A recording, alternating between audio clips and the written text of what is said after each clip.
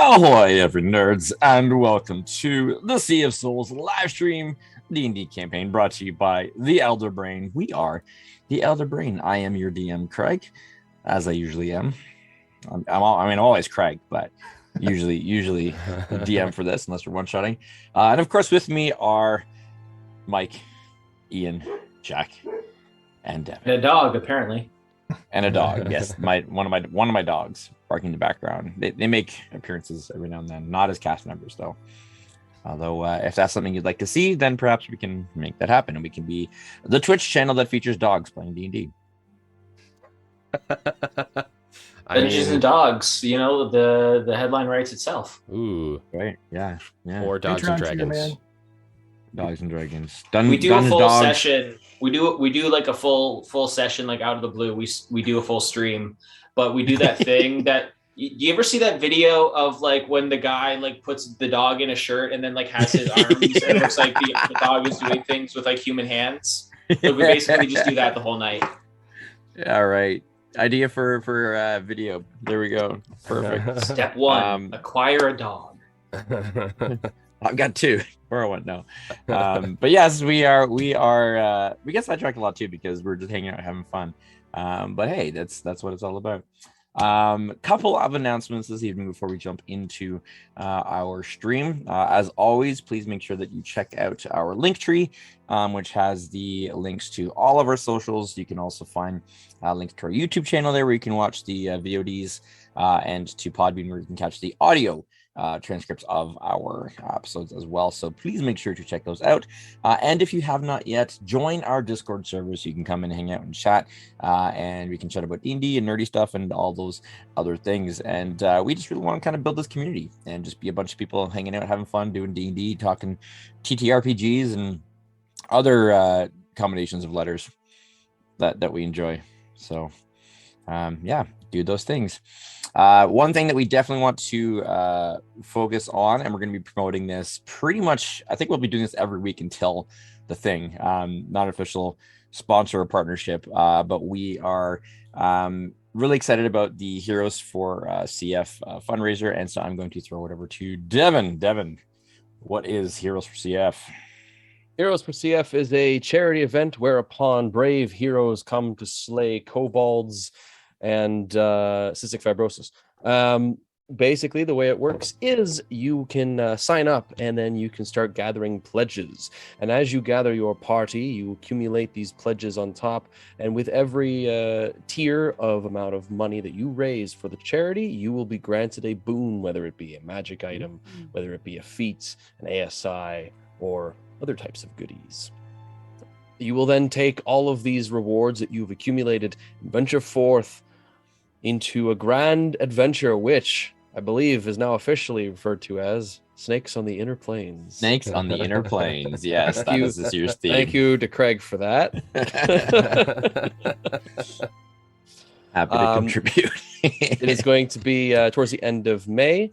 It is an online event, so it doesn't matter where you are, you can sign up, although it is mostly involved with Canada because it is for Cystic Fibrosis Canada, which does mean that, of course, if you're outside of Canada, you don't get a tax credit for it, but you can still help the good cause. We will be DMing. Me, Ian, and Craig are some of the DMs that you will be able to sit down with and play with. So if you ever wanted to have a chance to play with us as DMs, this would be a very good time to do it.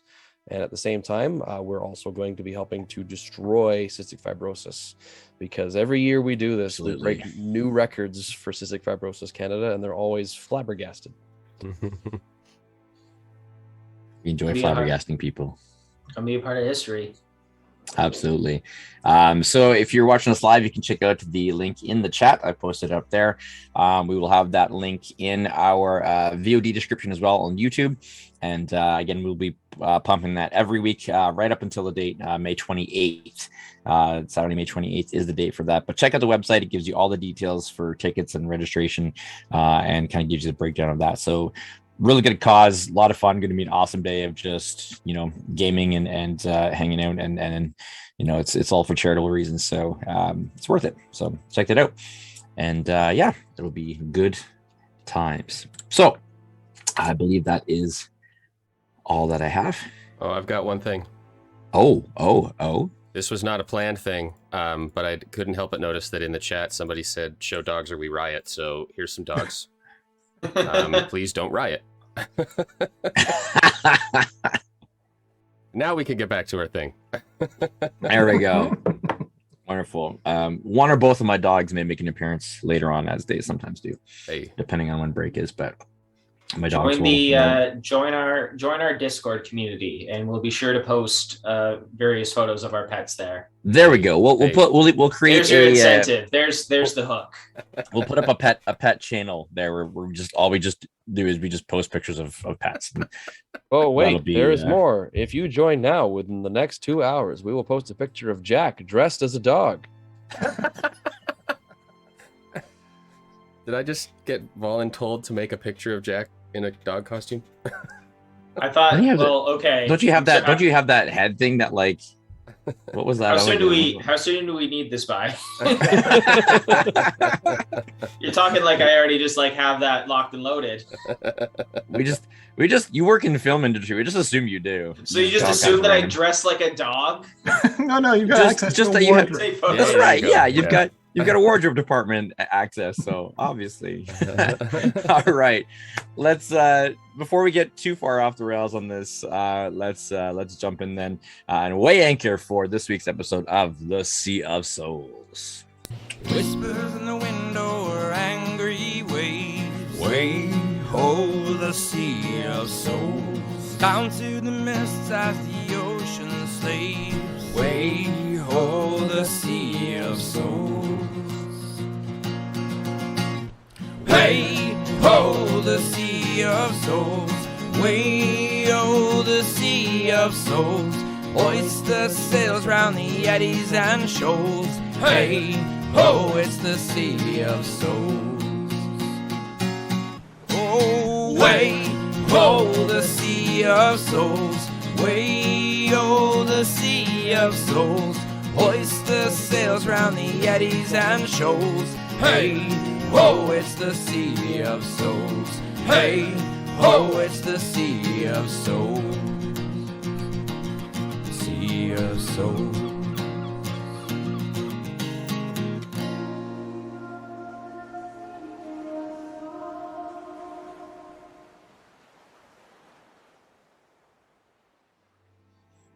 All right. So I have been informed during the intro there, the only things we need to recap from last episode were Chuck and Dinar has a hat. Good to go. So pick up there. No, those are important details, but for reals recap here. For reals cap. So last time after visiting the Tide Water Temple, the four of you split ways to try and gather some information about what is happening in Valtier, as well as hopefully find some gainful employment. Tayland, you managed to charm a couple of individuals, one dock worker and a disgruntled merchant, with your magic-aided performances, and gives you two friendly contacts or allies in town, as well as some information on the current state of affairs in town. So you managed to gain some friends, as it were.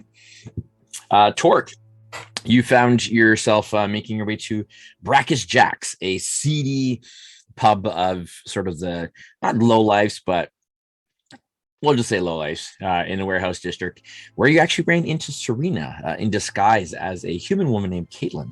And you had a bit of a conversation with her, finding out some more details about what's going on in the city as well. And gave her a bit of a heads up on part of the plan that you guys had for her infiltrating Hightown.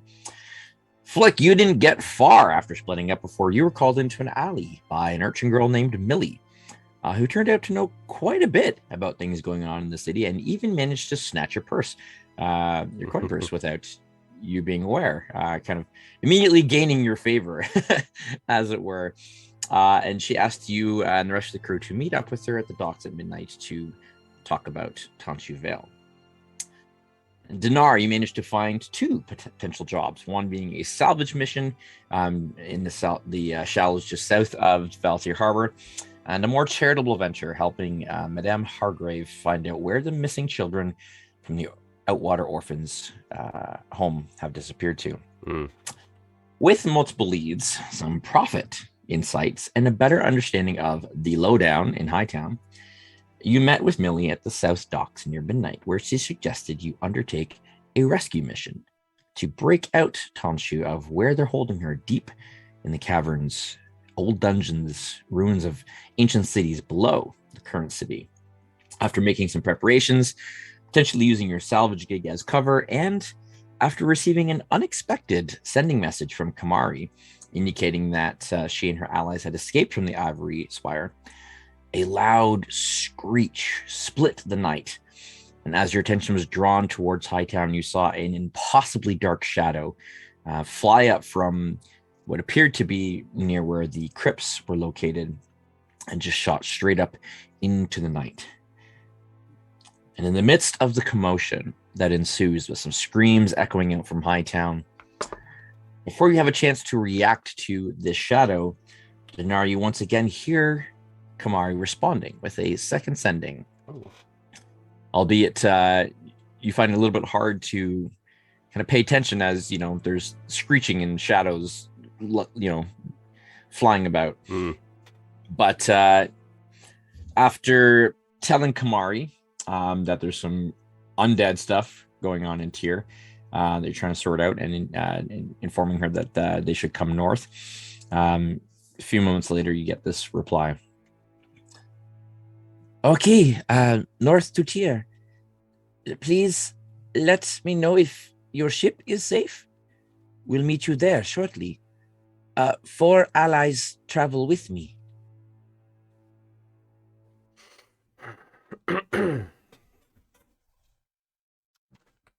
Okay.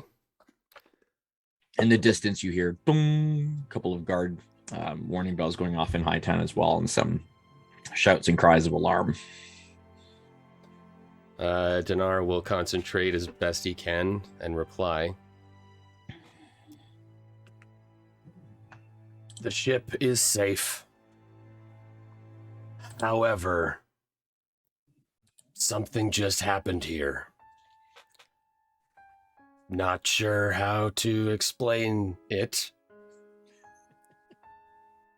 Let's just say get here quickly. You pooping? I love you, bye. I miss you. Are you teleporting? Hugs and kisses. Dinar is still not very aware of how much power is required for a sending spell, so he keeps responding with questions. Okay. Well, it's better than responding with "K." Gotcha. Think that's it. This LOL. sending could have been an email. They get back is just as per my LOL. last sending. LOL. As per my last sending. the bureaucracy of sending messages to recipient. Okay, so he sends that out. Yes. And I think still looking up at the sky, Dinar will just let everybody know. For better or for worse, Kamari is coming north. Why would that be for worse? Because of that. Hey, listen, if we was Fair ever point. looking for a good distraction to get out of town to make our little foray into the underground, that's it.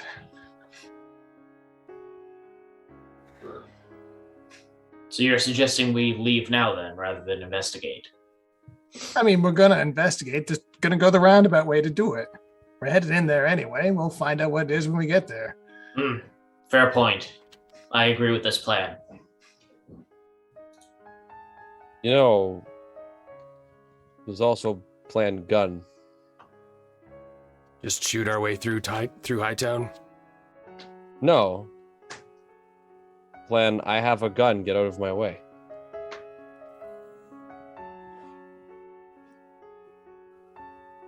I don't think I'm seeing the difference between the plan as explained by Dinar and the plan as explained by you. because mine has a gun. Uh, You know, there was a group of people back where I grew up who were very adamant about guns. They would refer to it as the remote control for life, whatever that means. We should probably get moving. Dark. Dark. All right. So what is the plan? Well, then I believe that we had discussed going through the woods to the entrance there. Correct? Yeah, which Sounds meant right. like leaving town, right? Like basically, Yeah, it's kinda go going around. Hop in. So yeah, I believe Yeah. that plan of attack involved heading south towards the salvage operation aboard ship, and then leaving the ship there Oh, in yeah. the hands of your crew as you went further on into the woods to find the cavern. Because it was and- down the coastline a little bit anyway, so it kind of Yeah. two birds with one stone, good cover story, et cetera, et cetera. Yes, and there was much talk about your propensity for killing birds or desiring to kill birds, Yeah, and needed stones or otherwise. scratch that one from the old vocab. Only when Kamari gets there. Hmm. um, Two So eels that- with one bident. Oh, hey, there we go. there's no Bite it. eel people, right? All right. Good then I friends, guess- they make notes. Not yet. yeah, that's true.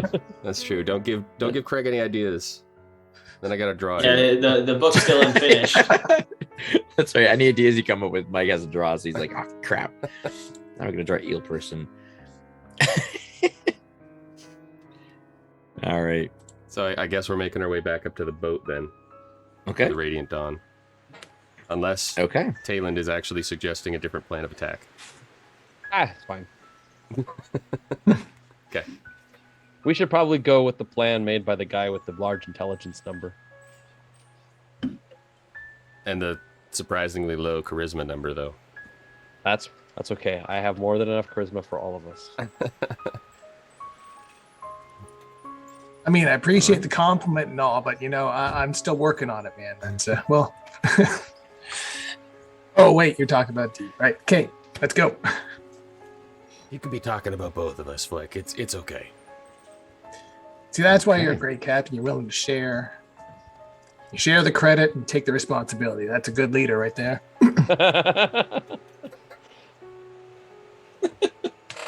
Dinar's not Um, exactly certain. He'll just tip his hat in acknowledgement.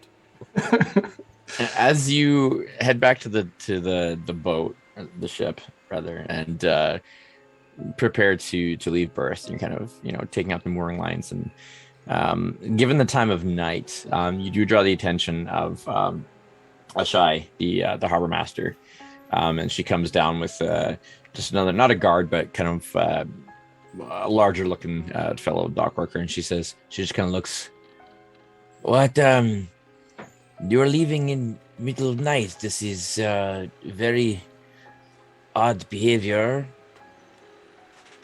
What are you We're doing? scared. We saw a large bird and it scared us. We're leaving. Oh, that was, yes.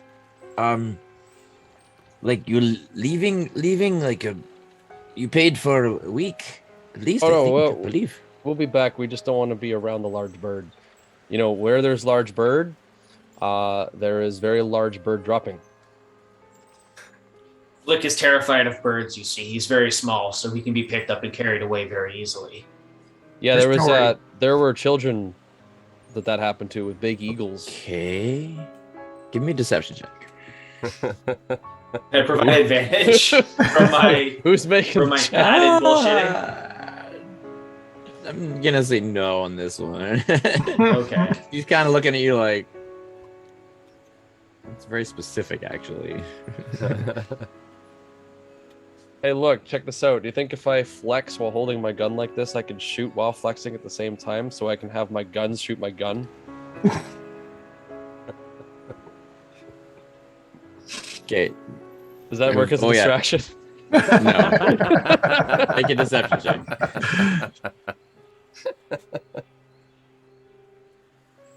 Galen? All right, yeah, I'm doing it. No Here advantage. we go. Oh, No Tim, advantage, sorry, I nope. thought it was Torque. 24. Oh, pretty good. Okay. Pretty good. All right. She kind of looks at you, and you can tell like she's not 100% buying your story, but she's also doesn't really care enough to really dig into the details. So she's just kind of like, Okay, you can say I'm just too handsome. All right, fine. I need to deal with whatever is happening in town, anyways. And she just walks away and kind of gives one little look back over her shoulder and just kind of shrugs and moves along. Next time, Pork, if you need to, spin a yarn, give it to the guy who's proficient in the spindle. Sorry, I was in a hurry and I panicked. That's all right. All right, little It's a guy. good job. No harm, no foul. Let's get this tub in the water. That Alright. pun was unwarranted, but I'll accept it. Usually, you put water in the tub. Get on the ship. And so we got on the ship. So you got on the ship. But there was no tub. Nor That's was there right. water. It comes in the narration. Is the crew aboard the ship right now? We They didn't tell are. them we They coming. were. Okay. No, you did. You'd had them Yeah. Oh, yeah, prepare that's the right. ship. We assembled the troops. The Yes. hat quest and, was and worth it. had them get ready to weigh anchor, basically to go for Captain on the challenging events, bridge! so- Once we arrive on the deck, Dinar is going to take a look around to see if Kamari has arrived. Okay. You don't see any sign of her or anyone else. Your crew is all there, save for Serena, who you assume is doing her thing in Hightown. Right. But the other four are there and are ready to get the ship underway. So you head out of port, making your way. Winker, mateys. Wait, no. As you exit the harbor, sailing at night is a little bit unusual. It gives you a little bit of an extra challenge. Dinar, can you give me a water vehicles check, please? I sure can. I am not a pirate, but I long to be. Which one's not going to screw me Sailing today? by the stars This one. across the heavens. I picked good. That's a 15 plus my water vehicles of 7, so that is 22. Follow the stars. Yeah, 22. Also, this does not bode well for later. I'm getting good rolls now. So you remember some tactics that you used in the Navy, including In the doing a bit of Navy. depth finding, doing some depth finding as you go to try and kind of gauge whether you're in the shallows or not when you can't actually see.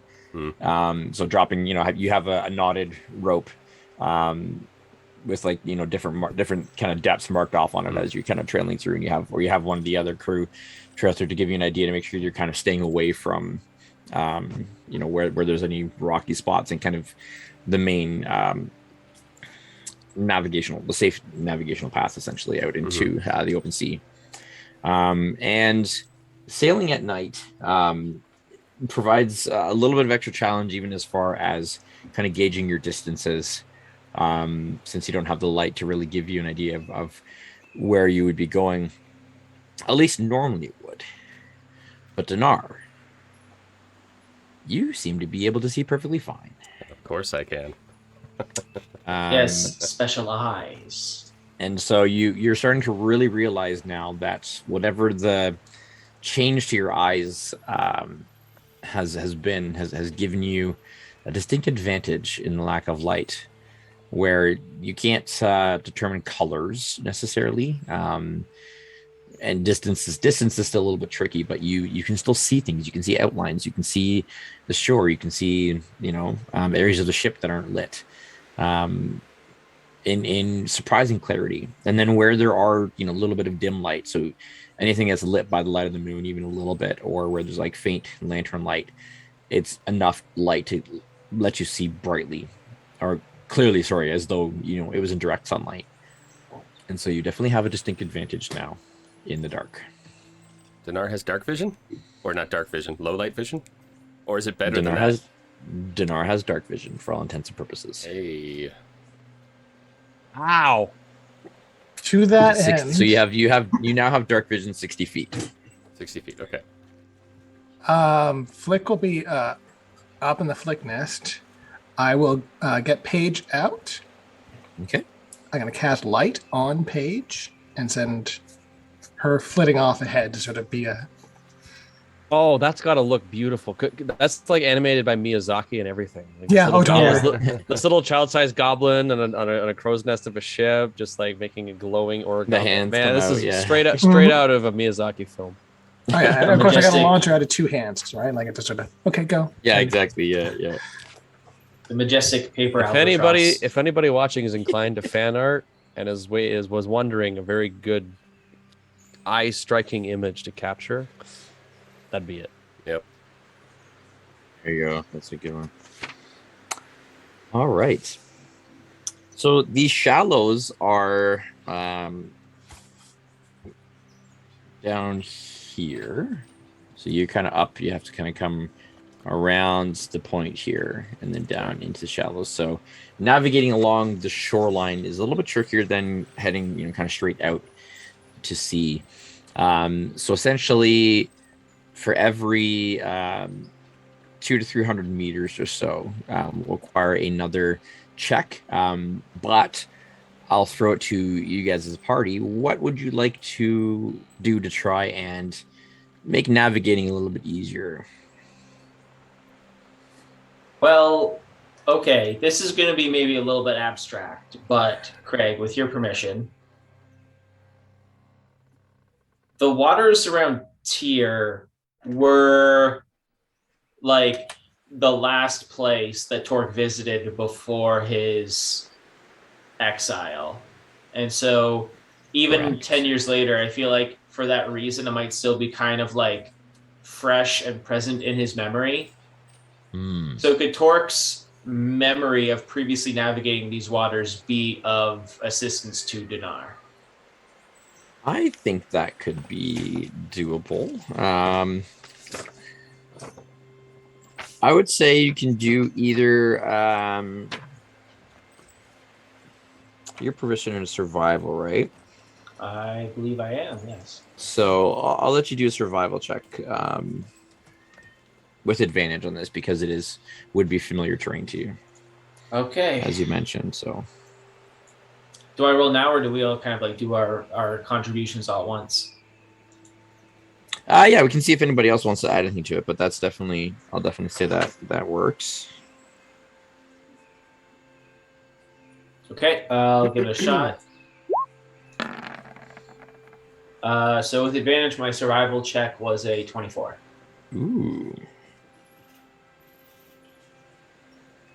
So yeah, you quickly kind of remember some key points, especially as you and your crew had kind of planned the attack on Tyr and stuff. You definitely done a lot of scouting of the area, waterways, hazards, the like. So very familiar with the shallows, any dangerous currents, that kind of thing. So you have a pretty good understanding of the nautical dangers and threats and stuff around here.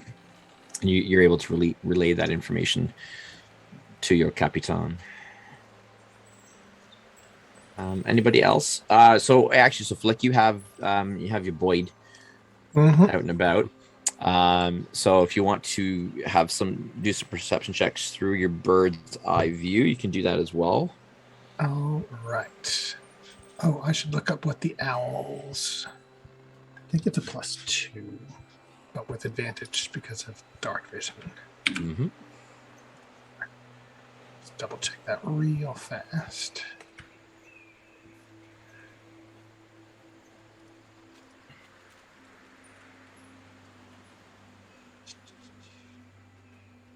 While he's doing that, Talon, is there anything you'd like to do to aid at all? How dark is it? Is there at least because I know you said dark vision's super helpful, but like how well can I see? Beyond where the the lantern lights and stuff, and so on the ship you can see well enough. There is moonlight, a little bit of starlight, but it's kind of a little bit cloudy as well, so it's not like a bright moonlit night. There's like patches of light here and there, so being able to see beyond the edges of the ship would be pretty difficult for you, I'd say. Okay. So And I'm assuming we don't want me to be loudly making music to enhance our motivation. probably not. But I will say though, Stealth mission. What do you mean? I will say though that since Tayland isn't able to visibly or perceptibly help us in the journey, after realizing that his new eyes are giving him this ability to see in the dark, if Tayland feels confident, Dinar's going to go up to the front of the boat and look ahead with his newly found vision, and he's going to bark orders back to Tayland, who is going to man the helm. Oh, so you're just like the eyes. Yeah, because Okay. I'm basing this entirely on the fact that Tayland's been working on driving the ship. Yeah. That's where I keep getting put. You don't drive a ship. He's got his learner's Pilot, permit at whatever. this point. But maybe that might be a good use for Tayland, since he can't see anything, that Dinar could direct him, since he can. I will ritually Sure. cast water breathing on everybody. That's the 8 hours. confidence. And if Well, we as want- as if we navigator, want- yeah. So that If you want, I can also throw water walks so that if we go overboard, we float back up to the top. Huzzah! that's right. So Dinar is going to have you do a water vehicles check with advantage because of the help of your friends. Okay. So we have survival from Chork, perception from Paige, adding into your check here. Ooh, those are good rolls. 19 and 15. So water vehicles on the 19, that makes me 26. Wow, we're kicking ass this session. Yeah. I can't wait for it all to come Or crashing now. down. Mhm. Yeah, That never I happens. can't wait for it all to go horribly wrong. Just got to keep rolling with advantage all night and we'll be fine. All right. So with putting all your skills to use there and combining your talents, you are able to navigate fairly well around the kind of edge, the point that's sticking out south of Tyr. One thing you do notice as you get a little bit further south away from the port, up on the high cliffs, most of the shore here is all cliffs, and the peninsula that you're sailing around, there does seem to be a fortified structure up above. And Torque, this would be recent construction. You do not recall this being here 10 years previously. And from what you can make out at night, from where it is, it does seem to have some battlements equipped with some sort of cannonry. Artillery seems to be implemented there. And as you start sailing around, you do notice that there does seem to be every 20 minutes or so, a source of light shines out from it, scanning on the water below.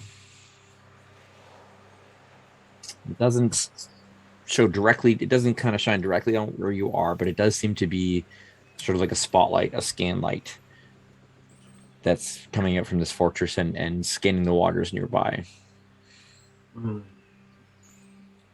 I'll let everyone else know what I'm seeing, and obviously the implication is that we should stay out of that searchlight. So I'll relay that to the group, to Captain Dinar.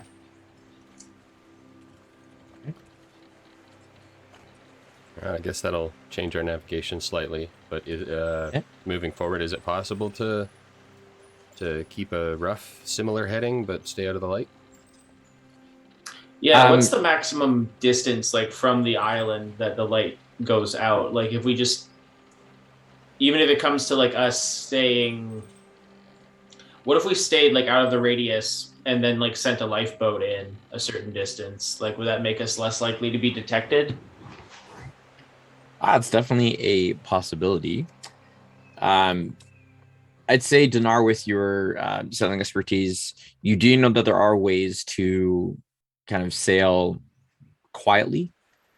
There's ways to kind of make yourself less visible, by dousing the lights, making it harder for you to be seen and heard, even with non-magical means. So if you want to run silently, there's that possibility. If you want to, take a wider berth around the area, there's that option as well. So you have options. How much time would a wide berth add to the travel? Give me this would be a survival check, I'd say, for this one. I'm also trained in survival, guys. What? As you're trying to recalculate your path. So that's an 18. So 22 with my +4. Okay.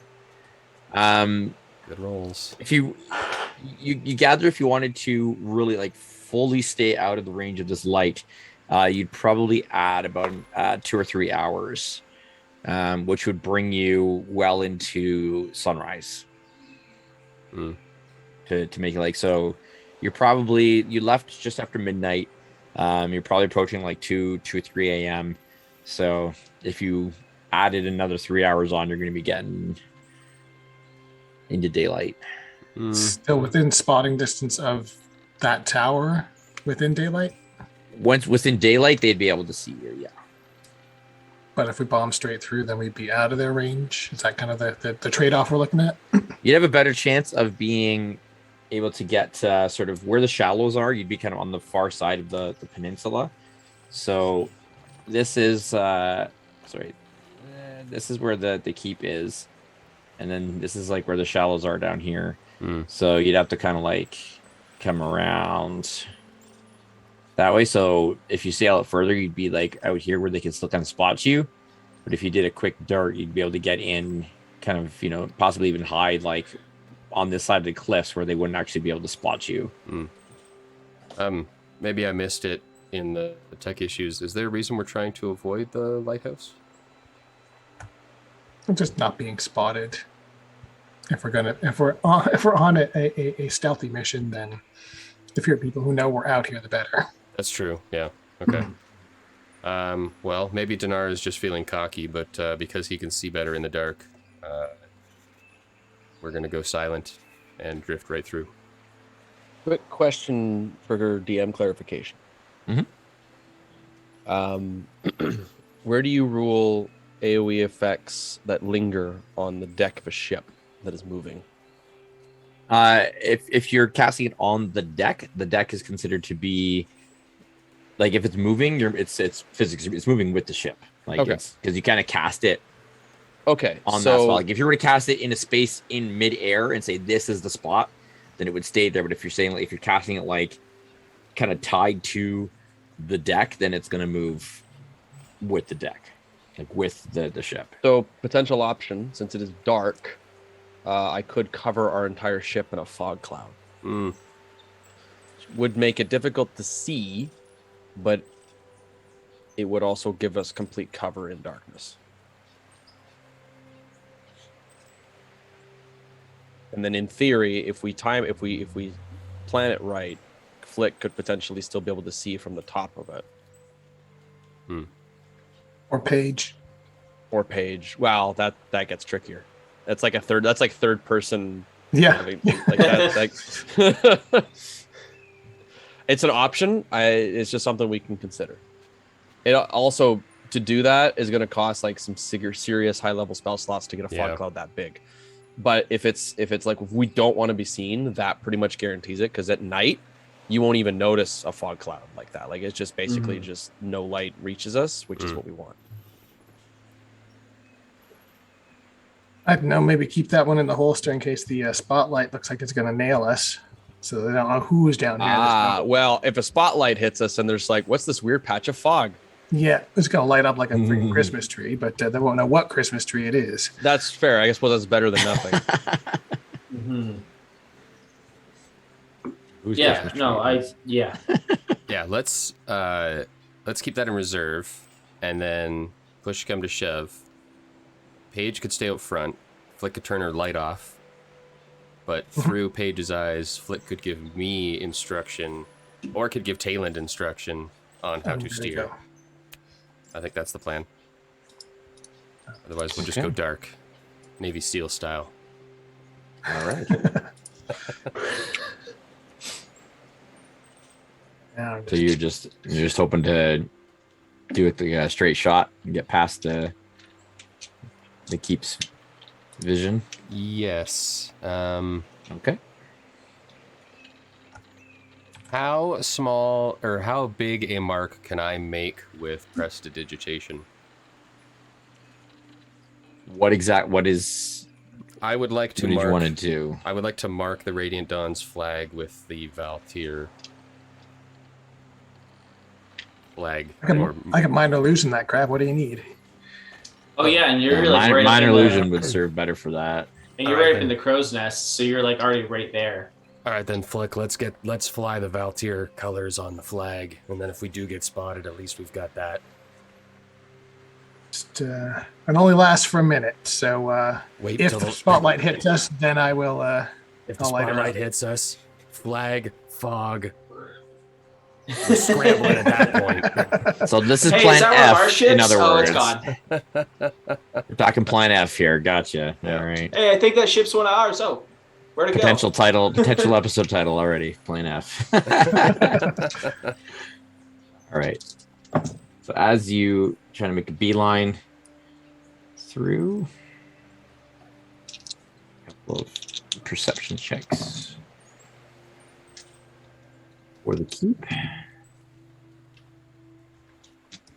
Okay.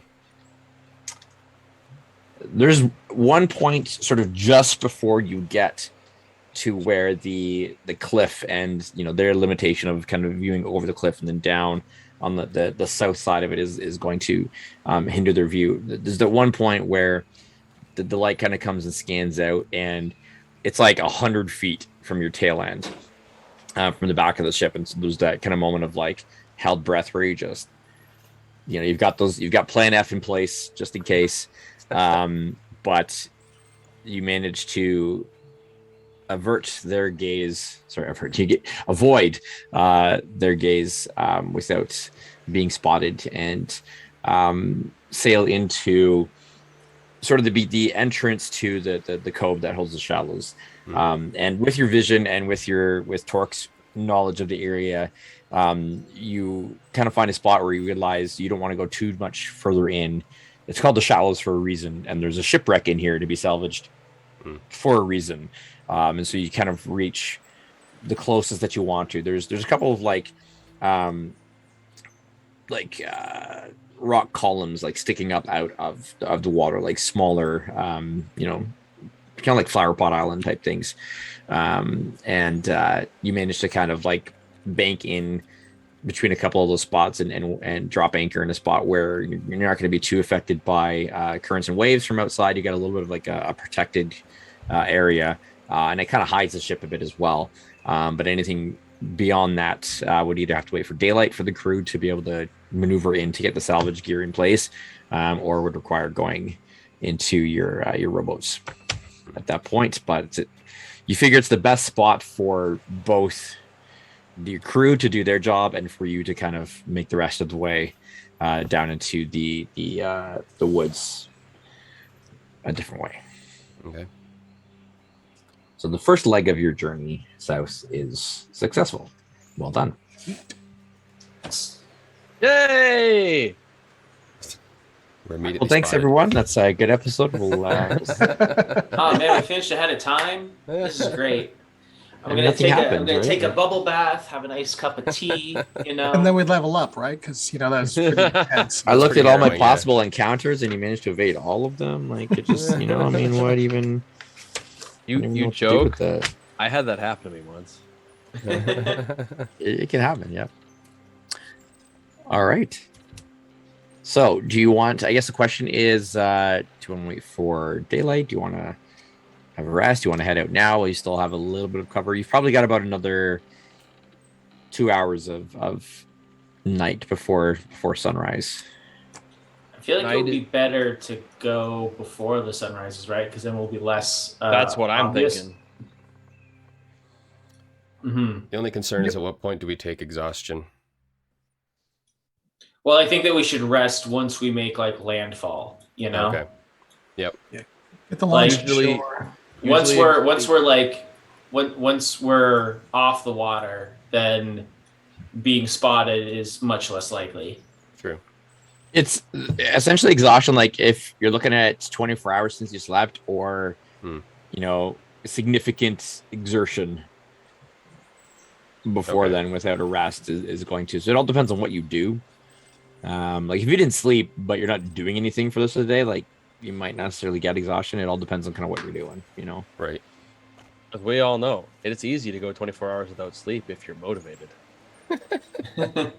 Can be. Hey. Or caffeinated. That's the other. When StarCraft 2 came out, I didn't sleep and I was fine. It was fine. Fine as sleep.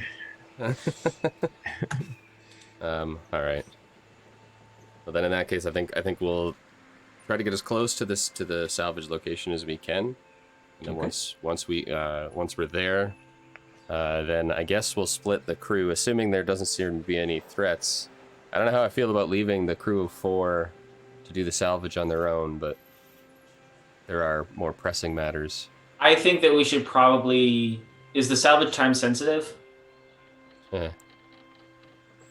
Technically, it's not really yes and- time yeah. sensitive, but the guy was like, he needs it done quickly, although there was nobody else there to offer the service. So I think that we should hold off on that because, like, they're delicate, they're fragile. they are.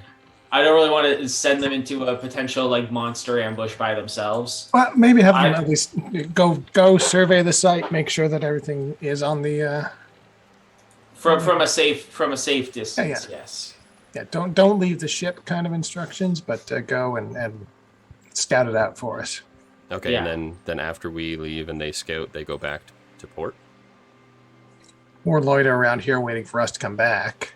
Mhm. Because the point, And the can they do idea that safely? Or could they be So, attacked? is this a sheltered place where they could just drop anchor with the Yes. ship? Okay, then yeah. Yeah, okay. So they just wait for our return. Okay. Yeah, so they're then like so this area like right in here where the shallows are, it's a very sheltered cove. Like so there's rocky and stuff in here, but like where it is it kind of in between where these like higher rocks are, there's a lot of space for just kind of be out of you're out of the main sea or out of shipping lanes. They can kind of essentially hide from Okay. ships that are passing by unless ships get really, really close. So it is a fairly protected, probably the most protected area that you're going to get aside from being docked. Okay. Yeah. All right, so then that's the plan. We'll leave them behind and make our way to shore and then get a rest on shore. Okay. Aye, Captain.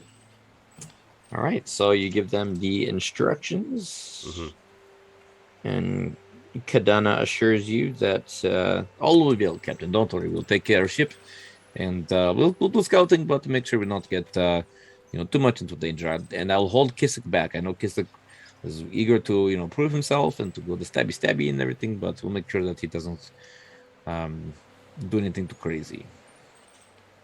Feisty little minx, ain't he? Yeah. That's true. You trust us. We are crew. We take care of ship. Good. There's a possibility that somebody named Kamari might make her way to the ship. Oh, Kamari, bird lady from Ivory Spire. Yes, of course. Yes, you know her. Yeah, Seen her. Yes, we. She's coming north, so if she finds her way to the ship, could you let her know where we are? She might be interested in coming along. Sure. Do we know where you're going? Might Maybe be so. safer if they don't. Yeah, it's probably better if you don't. So let her know where you are, but we don't know where. Let her know We'll where you be dropped back. us off. And we'll be back real soon. I have a Okay. feeling that if you point her in the right direction, she could find us anyways. Okay. Should also Plausible point out deniability is one of the best things you can have. That's true. she may be arriving via the Bibbidi Bobbidi, so just Ah. There's wizards, they do that sort of thing. No, We no do from offense, time to Captain. time, yes. It's okay, yes. Don't worry, we'll Soon. keep... Ship will be in good shape. Very good. Well, take a lifeboat Alright. unless somebody else has something they want to do. Captain's away! I guess the lifeboat, yeah, unless we want to water walk our way there. we'll be bringing. It's probably better to have the boat because we'll be bringing someone back with us. Yes, Yeah, yes. In that case, Torb will row. So heading into the cove, there is a spot in there. Since it is shallow, there actually is somewhat of a beachfront. It's more of like a rocky, like a pebble beach, not sandy necessarily, but it's really the only spot where you can kind of beach and get inland without having to do any cliff climbing. So it seems to be your best bet to do that. And even in sort of this like pre-dawn hour, in the vessel this smaller, you're able to, not crash up against any of the larger rocks that are kind of in this cove, and you manage to make your way to the pebble beach. Not Near the beach, actual are there pebble any? beach, but Once we get on the beach, are there any like bushes nearby or any sort of like dense foliage? Because once we kind of make landfall, Torque would probably want to hide the lifeboat just in case. easy enough to do. Yeah, you're quite close to the thick, dense southern forest here. So there's again, with the lack of cliff faces here, the growth has kind of spread closer to the water at this point, and so there's lots of options for hiding small boats. Okay, once everyone on board is like dismounted from the boat, Torque is just gonna like flip it over and just like push it into the bush and try to like cover it up with like branches of foliage and stuff to kind of like make it look like just like a piece of flotsam or something. Okay. Anything else you guys want to do before you head into the forest? Are you gonna rest here? Or are you gonna go into the woods and rest? We might as well rest here. I mean, Yeah, as long as we're on the beach, we're kind of in an advantageous position because less chance of things to sneak up on us when we're relatively out in the open. Okay. If we can, I'd like to put our backs to the cliff edge, if there is one. There's no direct cliffs where you are now. So like I was saying, Okay. this is where the cliffs have kind of dropped off, and there's in the cove there's a rocky right, beach or a okay. pebble beach here that kind of gently slopes. So it does slope upward. Like inland is high above sea level, but it's a more of a gradual incline that slopes up here rather than the kind of sheer drop off. Okay. How's the temperature? Because starting a fire could be dangerous if anyone saw the smoke. It's comfortable enough. It's not like tropical, but you're probably looking at in Celsius like 15, 16. Like you're pretty protected from the wind here. There really isn't too much of a wind, so it's fairly still. The days are quite warm. It cools off a little bit at night, but Okay, so Comfortable. no fire necessary. Perfect. One thing that I will do as we're sort of setting up camp, I'm going to ritual cast alarm on the launch.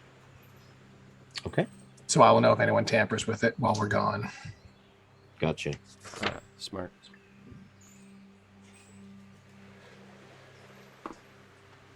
Because that lasts for 8 hours. So I guess I'll do that before we leave. But yeah. Does that make does that turn the boat into a ding-a-lingy? Yeah, pretty much. Rather alarming, isn't it? Sorry. I had to. So how long of a rest Like are we, when are we they taking? when they come into the brain, I just have to. Are we taking if a you proper don't- long rest here? if you don't want to face potential exhaustion, then yeah, because you basically were up all night waiting till midnight to have the meeting, and then kind of headed out straight then. So if you don't want to get into an exhaustion scenario later on, then you would need to have a minimum of 6 hours of sleep each. All right. Who wants to take first watch? I will. Okay. I'll take second. Yeah, I'll go 3. Excellent. And Talon will sober up, as is usual. Yep. Typical. Just wait. One of these times it'll be Talon that's forced to take watch, and that's when the dragon shows up. I mean, there are no dragons. They're extinct. All right. Are you setting up any like lean-tos, shelters, tenting? Like you just kind of bedrolls out on the. I think we're moving fast and I light. think al fresco seems easy enough. Yeah. Gotcha. All right. Torque, would you give me a perception check for your watch then, please? You got it.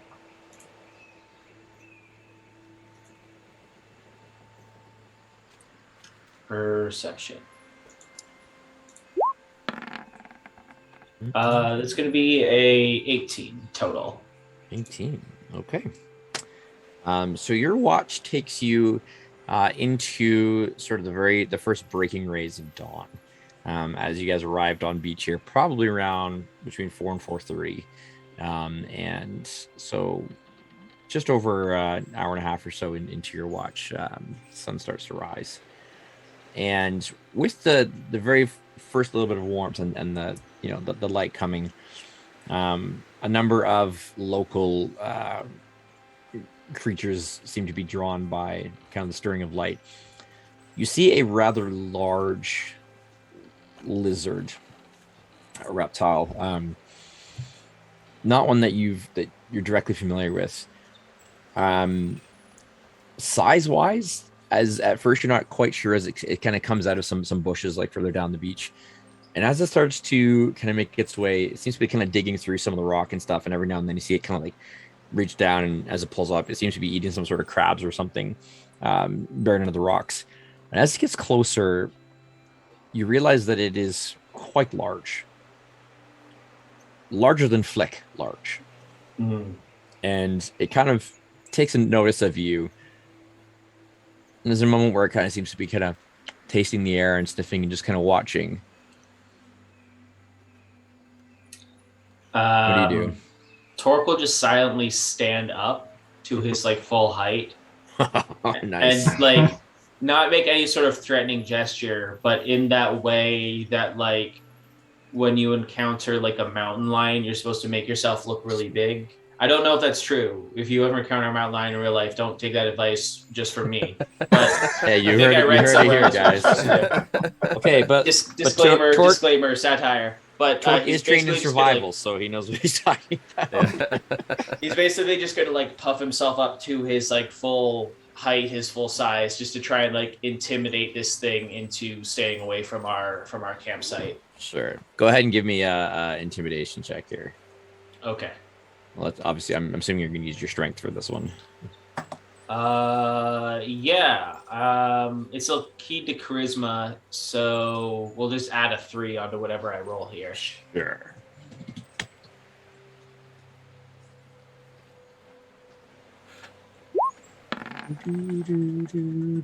So it's a dirty 20 plus 3, so 23 total. So yeah, as soon as you just kind of like shift a little bit and stand up, it just kind of like immediately just goes and just like turns and just like starts off and starts going in a different direction. It's really fascinating though, as it kind of turns and as the light begins to grow, the pattern on its scales is very reminiscent of like dancing flames, as you catch some oranges and yellows and bright hues kind of mixed in, and they seem to shimmer and shift a little bit as light touches them, almost like a light-based kind of camouflage, which gives it this really strange, almost kind of hypnotic, visual to it. And it kind of becomes a little bit of a soothing what's the word I'm looking for? Just something as you're kind of watching it and just kind of like, oh, that's really cool.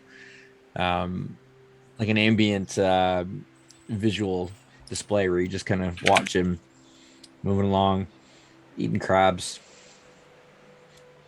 Like one of those decorative pillows with the sequins on them. I think Yeah. that's what you're gonna- Yeah, that's a good That's that. I'm sure that's exactly what you were going for. Yes. I'm just kidding. But along those lines, where it's like, the darker reds will shift to like an orange to a lighter yellow, depending on where the light kind of hits it.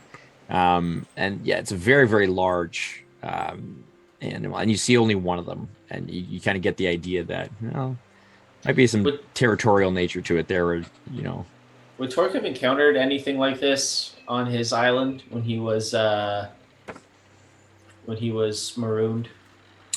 There weren't too many large creatures on your island. More, small salamanders and lizards and the like, for sure. Nothing to this size though. Kind of being as isolated as it was. So given the size of this creature, it would need something, a much larger food base in order to survive to the size that it is. So you figure being this close to a forest and having an abundance of crabs would lend to its girth. Okay. Once Torque is sure that it's left, he'll just sit back down and resume his watch. Cool. The rest of it passes uneventfully, and as the sun now brings significant warmth, you can feel it warming by a few degrees, kind of almost by the hour. Not uncomfortably so, but just definitely warming up. Your watch comes to an end, and it becomes time to wake your captain. Okay. While Dinar takes his watch, I'll just be right back. Okay. Torque walks off into the woods. Take a leak. Dinar, you wake to the sun warming your scales. Seems to be a very bright, sunny day, and already much warmer than when you kind of fell asleep. And as Torque huddles in for his rest, your watch begins. Go ahead and give me a perception check, please. Alrighty. That was almost a bad roll. Although it's not much higher than my passive. So perception is a +1, so that's a 13 total. Okay. It's actually a really peaceful few hours as you're kind of sitting in this little cove, and the waves are kind of lapping up against the pebbles, just giving a nice quiet reprieve. It seems like you're infinite number of miles away from Tyr and from all the other stuff that's going on in the moment, where it's just very peaceful. You can hear some of the kind of natural forest sounds, birds circling overhead. It's just nice and calm and really relaxing, and your watch is completely uneventful, and those hours go by without you really even realizing how much time has passed, because you're just so chill. You're just taking in the warmth, soaking in the sun. Imagine feeling it. Dinar will probably take off his wizard robes a little bit and let his scales soak in a little radiance. A little basking. Yeah. Sweet. And then all right. Like he'll keep his back to the water, watch the group, but once its turn is over, wake up Flick, take a nap. So Flick, as you wake up, not only is the sun very, very bright, but as it is reflecting extremely brightly off of Dinar's scales, you wake up and it's like, oh, dude. Yeah. You got to warn a guy about this crap. Ugh. That's called radiance. Yeah, I'm blinking stars out of my eyes for the next hour. Thanks. You're welcome. Anything to report there, Skipper? No, very uneventful. Glad to hear it. I Yeah. hope I have the same for you. right. Flick, as you take third watch, give me a perception check, please. So I'm going to page out as well. So Okay, excellent. So both of us making perception checks? I would say you can either do both, or if you want to make one with advantage, kind of allowing your familiar to aid you in seeing things, then you can go that route as well. So whichever. I'll do one with advantage. I'll do the check because my check's better. Kablam. All right. So with advantage, that's a 17. 17. Okay. So what we're doing over the course of the watch, because I'm not paying, super close attention, because I'm still getting used to having this familiar in the first place. So what I'll do is I'll send her out to sort of like, middle of the range, and I'll instruct her to hide. And then I'll look through her eyes and see if I can find her based on what I'm seeing. So it's kind of hide and seek. And it's just sort of getting used to seeing through her eyes. Would actually be a lot of fun, I think. That would be really cool. Interesting. All right. So as you're playing this little game, at one point when you think you have a pretty good bead on where she's hiding, based on vision, you kind of hear a bit of a rustle kind of near the edge of the woods. A little bit of kind of bushes shaking a little bit, rustling. You quickly realize that not only is that the wrong direction, but size-wise doesn't make much sense either. This is something bigger than your bird. Right. So just kind of, and after a couple seconds again, the bushes kind of just shake just a little bit. I will take cover, see what comes out. Okay. Give me a stealth check. Sure thing. I can do stealth. That's a 21. 21. Okay. Very, very tentatively, cautiously, you see a very small reptilian individual kind of come peeking out. Very smooth skin, frog-like in appearance. Just kind of peek out of the bush, look around a little bit, big eyes, a little bit of like multicolor spotting kind of here and there, like blotches, almost uneven.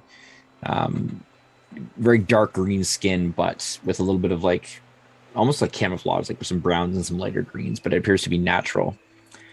And after a moment of them kind of looking around, they fully step out, and it appears to be a very small humanoid frog, carrying a spear, very, very crude spear, just wood with a kind of almost like a flint, end on it. And they just kind of look around. Do I know what kind of critter this bullywug is? I mean, give me a nature check. A nature check. It's a murloc. Kill it. Yeah. Oh, that's not bad. 17 on my nature. Not a bullywug. It takes you a second, but you do recall having heard of these creatures. You have not seen them before, but these would indeed be grung. Oh my god, they're so cute. So grung are intelligent, if fairly primitive, humanoid amphibian-like creatures, and all right. you do know that they are plentiful. So where there's one, there most likely is a tribe or a small group of them nearby. Hunting party or something, yeah. Something like that. All right. Here's the plan then. I think I'm gonna jump out of the bushes and booga booga and try and scare this little critter off. So you go get his older brother. Give me an intimidation check, please. Now, it's with the element of surprise. I'm gonna barter for some advantage here. I'll give you advantage on it, because you did successfully hide from it. Its perception was lower than that, so it does know that like the group is there, right? Because you guys are like sleeping and stuff, but it doesn't know that one of you is watching. So it's just kind of like very tentatively. So its eyes right now are actually focused on your compatriots who are sleeping, and it's just kind of like, it doesn't seem to be threatening at all. It's just kind of watching like, what the heck is that? Who are these things? Yeah, I'm gonna jump out and give him a spook and chase him off, hopefully. Oh, there we go. How's an 18 work? Nice. So even though you're not that much bigger, Yeah, pretty much like the I'm not same. super intimidating, but there is definitely a difference though, and the element of surprise definitely. As you're gonna jump out, it just lets out this little squeak of surprise. It just like darts, like jumps off into the bushes, and you just see like bushes moving. At the same time, you do at this like from a couple of spots. There's a couple other rustles as all moving away from you. There's probably about 2 or 3 creatures seem to be darting right back into the woods as fast as they can. and stay out. All right. Well, make a concerted effort to be more visibly patrolling for the rest of my watch. Okay. Battletoads theme.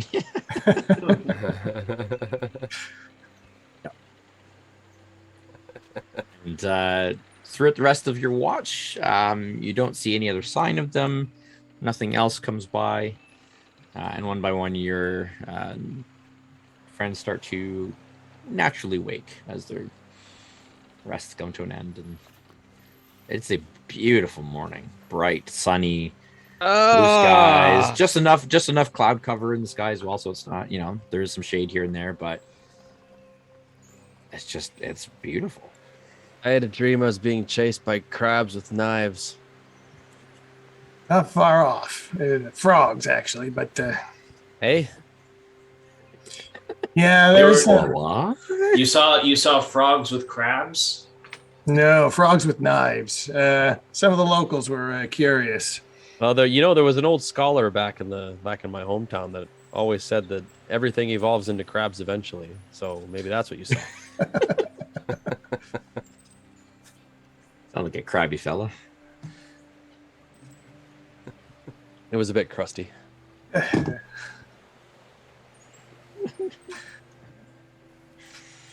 SpongeBob.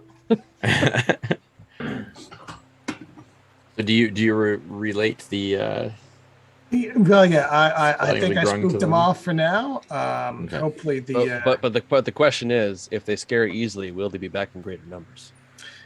yeah, I've got to walk single file just to be safe.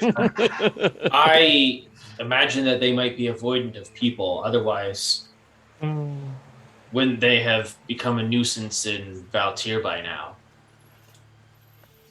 Well, if they stick to the jungle, and the tier folk don't, then Pork, you've definitely So- heard of grung before as well. So as he describes it, like, oh yeah, I know, I've heard of grung. What have I heard about fairly their harmless. reputation? They're Okay. pretty skittish. They are very primitive. They don't really interact with, people that much. They're less likely to ambush you as they are to run away. Like they're pretty skittish creatures. Yeah.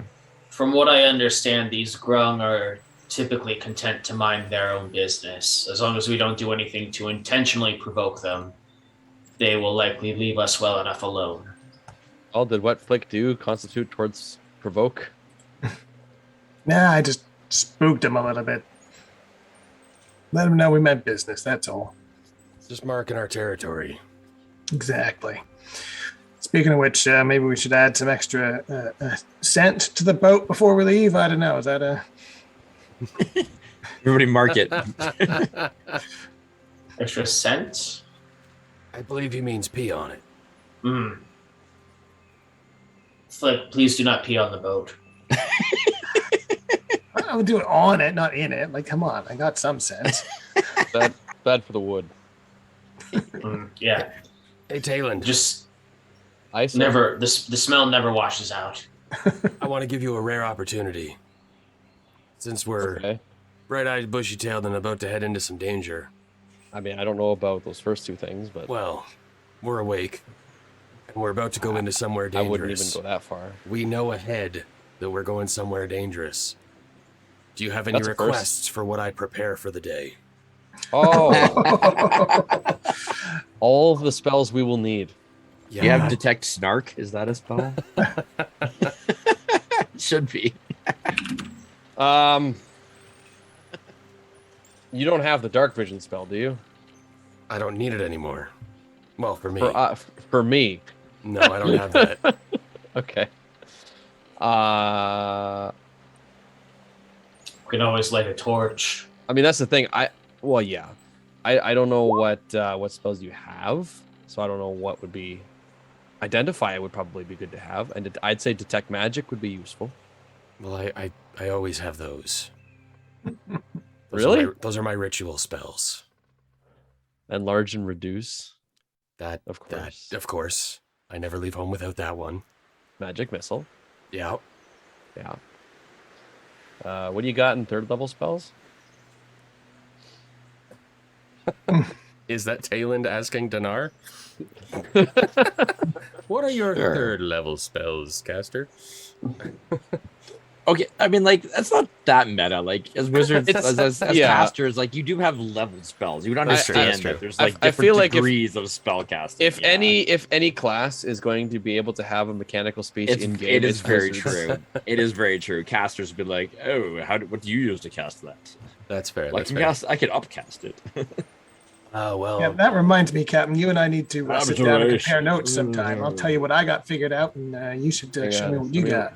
While this whole I conversation agree. is happening, you just like see Torque in the distance, just sitting with his back turned to everyone else, just like All right. slumped over in depression.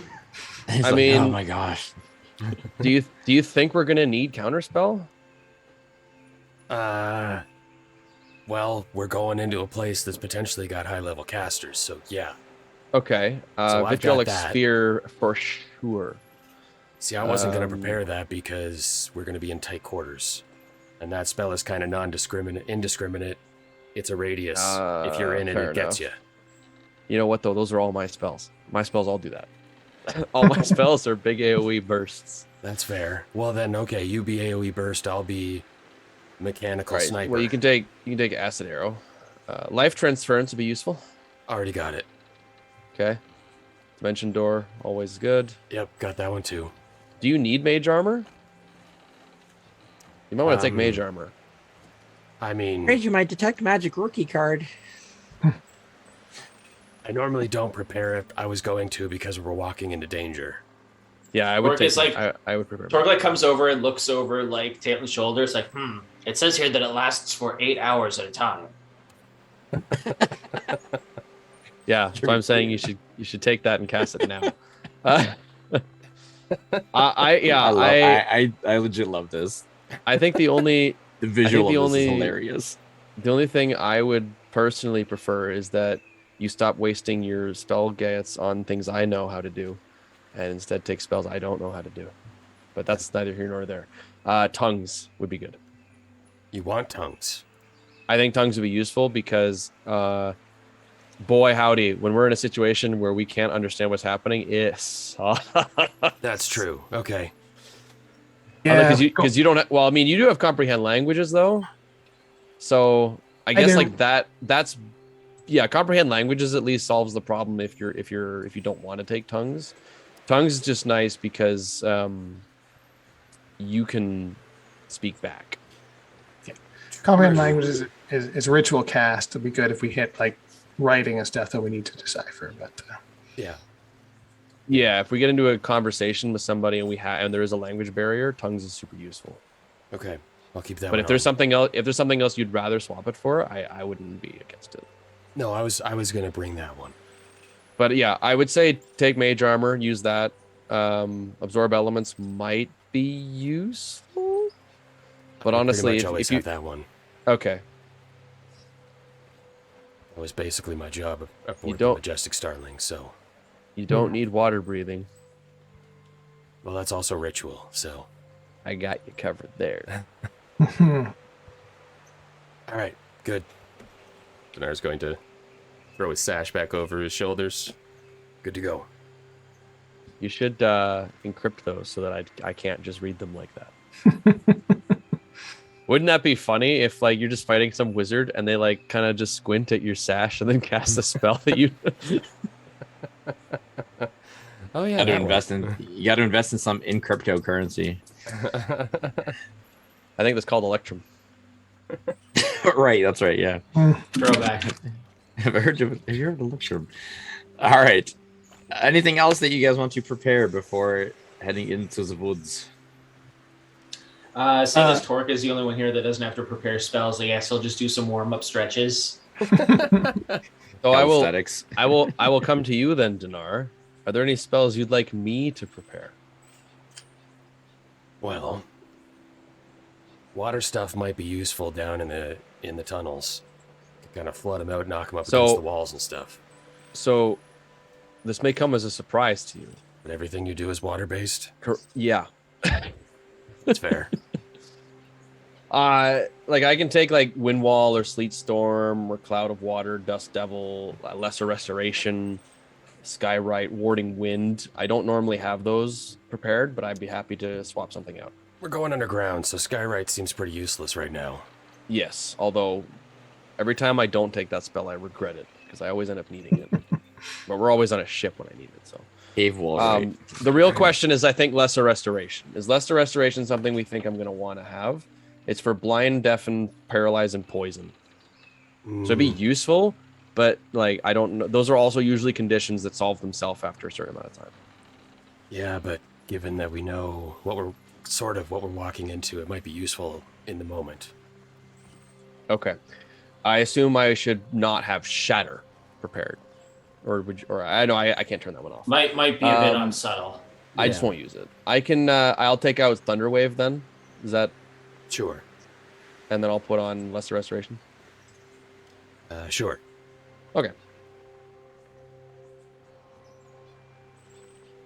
All right. Well, Do you think we'll be facing against a lot of projectiles? Who knows? We might be getting a bit too granular here. Okay. do we know how close to the shore the entrance is, or any idea? You don't have a specific. So Millie basically gave you kind of a basic gist of, let's say, like basic gist of kind of what to look for, and sort of a general direction to follow, and kind of signs. But as for distance, Okay. you're not entirely sure. It's not like deep in the woods, you know that. So We're looking at under a day to get there, kind of thing. oh yeah. Maybe not cast any 1 hour duration spells. You're probably looking at if you, I'd say based on the information you have and kind of even knowing a little bit of the layout, general layout of the area, like Torque would have, 6 hours or less if you don't get lost. All right. Sit on my prepared spells then and save those for later. Okay. Then with tier 1 or first leg of your journey completed, and as you begin to head into the woods, so why don't we go ahead and take a break at this point. We're halfway through our stream, so we'll take a break, and we'll prepare, and I will get things ready as well, and we'll transition into our walk in the woods. We'll be right back. Stay tuned. Get your spells. Hey, Elderbrain Collective. If you've been enjoying our live stream D&D campaign and want to support us, there are many ways you can do just that, and we would be super grateful. Seriously, it'd be awesome. First, of course, make sure you're following us on Twitch. Once we get our 50 followers goal, we can make our stream even better with subscriber perks. Then, be sure to follow our Twitter account.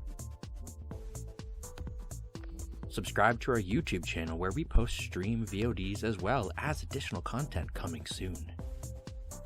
Of course, you can listen to audio transcripts of our stream on Podbean if that's your preference. Of course, you'll miss out on our handsome faces, but you get our incredible voices, so it's pretty good. You want to hang out with the collective and chat D&D and, well, everything else? Head over to our Discord server. It's open to anyone who wants to join. Finally, we've just launched our Patreon page, which is the optimum and best way to support us. That's redundant, optimum is best. Each tier gets you additional perks, including exclusive Discord emotes, monthly digital content, behind-the-scenes info and creature stats, and, for the truly faithful, you can even gain power over the PCs in-game. live on stream and have an impact on what happens next. I think that's pretty awesome. We'd love your support. You can find the links to all of our sites on our link tree. Check out linktr.ee/elderbrain, linktree/elderbrain. We hope to see you joining us soon as a member of the collective. Happy gaming, everyone.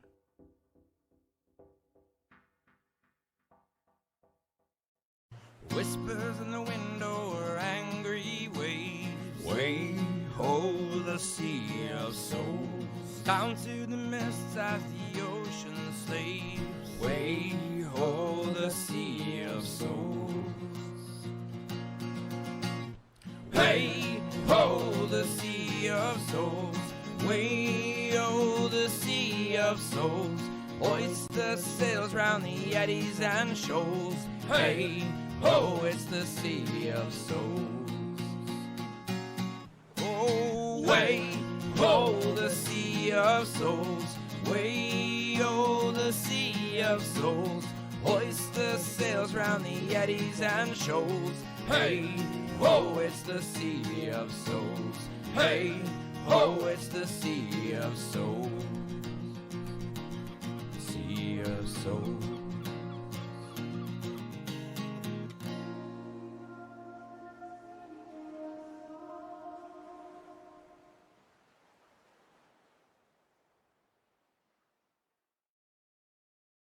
Greetings, wary travelers.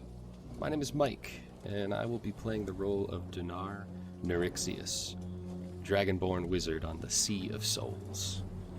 Allow me to get into character and we can learn a little bit more about this pale golden dragon. Being chosen is supposed to be a good thing. Chosen by the gods to serve a purpose. However, it can mean facing a life alone. I was born in our homeland, Drakor, in the east. And though these scales are supposed to be a blessing, I was reviled by so many. I could see their jealousy, could feel their stares.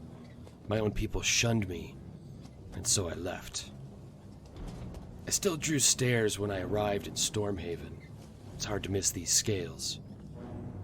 But the dwarves were far more accepting of me. I learned I could put my magic to good use out on the seas, so I served aboard a ship, adding my arcana to their arsenal. Maybe one day I'll return home. Maybe they will welcome me as Verithan's champion. Or at least, as kin. For now, though, life among the Gungrim is good.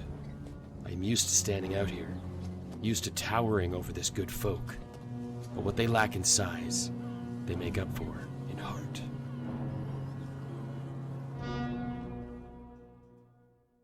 Hi, I'm Ian, and I play the goblin Flick Dogslicer, an Eldritch Knight fighter. Once upon a time, there was a goblin named Flick. That's me. He was a good egg, but as a recently emancipated man, he didn't necessarily have the finest grasp on the rules of free society, and often ended up on the wrong side of the law. So anyway, I'm in this back alley, minding my own business, rooting through the trash, when this old guy in a blue dress and a big floppy hat with stars and crap all over it comes out of nowhere screaming, "Oh my god, it's a goblin," and starts shooting fire out of his hands at me. So I shanked him. I didn't mean to kill him per se, but, heat of the moment and all that. Now even I knew how this would play out with the guard, so I'm looking for a quick escape. But this old guy didn't even have the courtesy of carrying a coin purse, just this big stupid book. So, yoink, and I beat feet to the pier and sign aboard the first ship that's looking for crew. Long story short, with enough time and patience, even a bozo like me can figure out a little magic from that big old book. I joined a good crew and enjoy my life as a seafaring mercenary, trying to keep ahead of the law and maybe make a coin or two for myself. The end. By Flick. Greetings, tale seekers and story watchers. I am Devon, medieval enthusiast and D&D veteran since my 11th birthday when I received the 3rd edition starter set. Led to a bit of a collection. I will be playing the part of Tayland Wavesinger, human bard and mariner, master of the weaponized sea shanty. Oh, it'd be alright if the wind was at our sails. Tayland is a man slowly being consumed by his own faults. He drinks far too much, and has quite a ruthless disposition against those he dislikes. But he still tries to do what's right when he can. As for his goals, well, I'll let him tell you. Oh, me name is Tayland Wavesinger, and I quickly tell to you of a man that I am a-hunting across the ocean blue, with power over the sea and sky. Believe me when I say that when I finally find the bastard, it'll be his last day.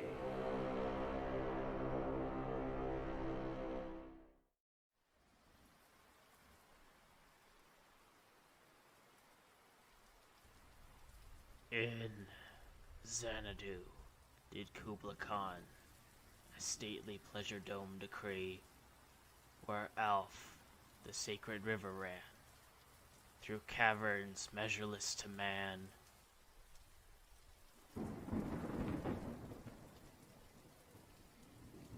Down to a sunless sea.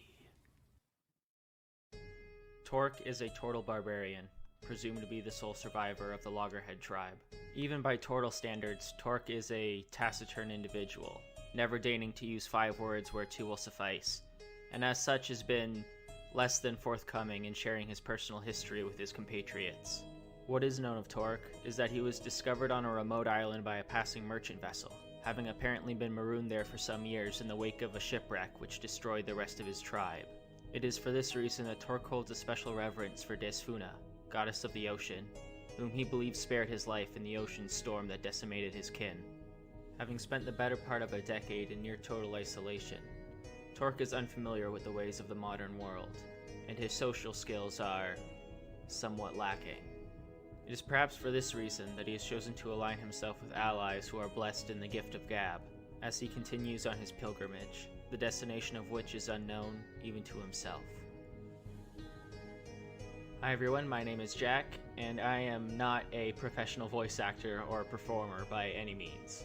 However, I do have a serious passion for tabletop RPGs, and I hope that you enjoy this upcoming game as much as we're going to enjoy playing it.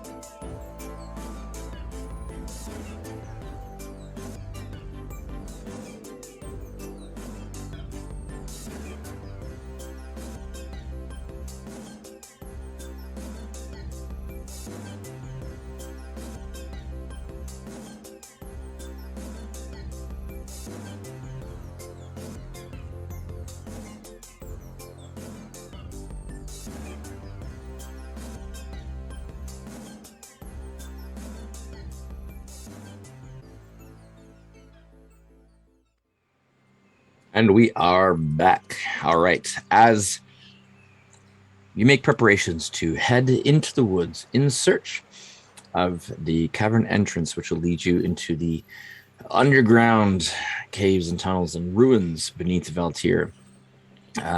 Who is taking the lead? What is your marching order, if you please? How would y'all feel about Torque taking the lead? Yeah, because I mean, like, these are areas that he might still be familiar with. And you haven't made any enemies in this particular part of the world, have you? Well, not yet. And you cut a nice fine path for the rest of us too. Unless that lizard's an enemy now. That lizard. I'll have my anchor maul out and just kind of like clearing out foliage as I go. He is the jungle plow. An enemy is just a friend you haven't made yet. Wrong. All right, so Torque. Who's taking Which the is rear? the middle. I will bring up the rear. All right, I'll let Talon go in front of me, and then I'll be in front of Flick. Okay. Hi, puppy. Come here. Come here. It's been requested that there be dogs on the stream, so come up. Come on. There he is. There's big boy. Dog. Hi. Hi. Well, you're the one who's going, I know. Bye, Augie. Camera shy. Okay, Darcy, there you go. Right, I told you. You'd have dogs. Old Mickey Relligan had a small pup. All right. So Torque, Tayland, Dinar, and Flick. All right. So Torque, I will get you to give me a survival check then. I will give you advantage because of your familiarity with the region, Fantastic. as we have previously discussed. So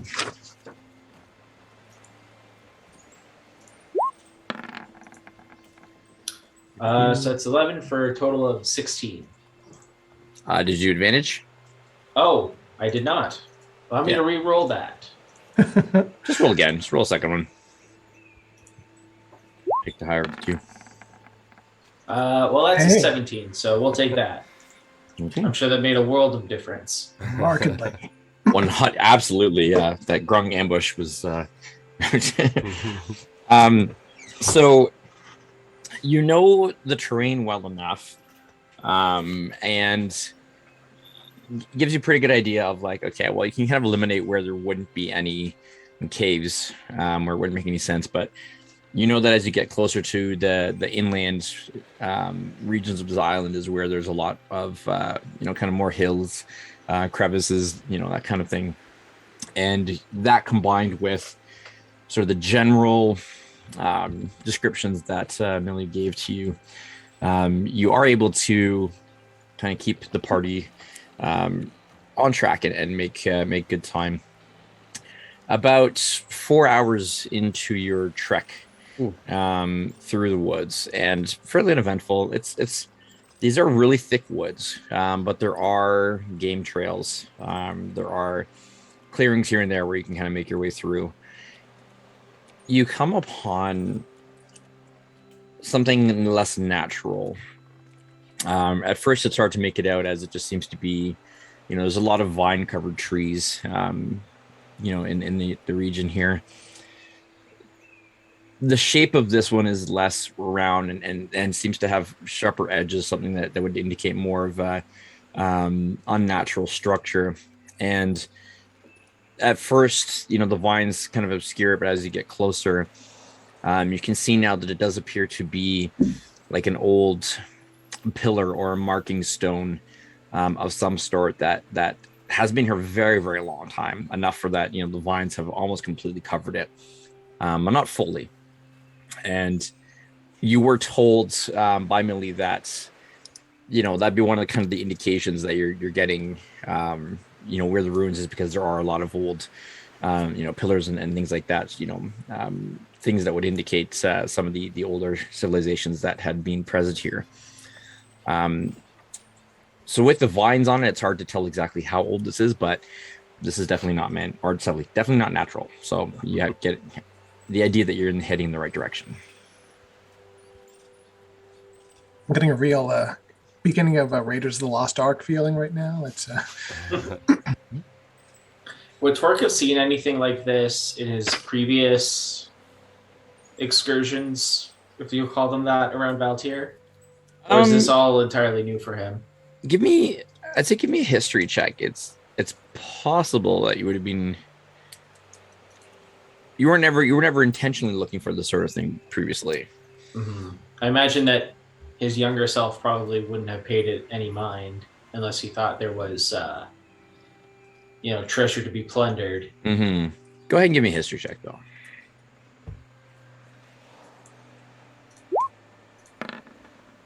Well, a 7. Nope. Wait, that's a 10. You have seen ruins around the islands. It's not unusual.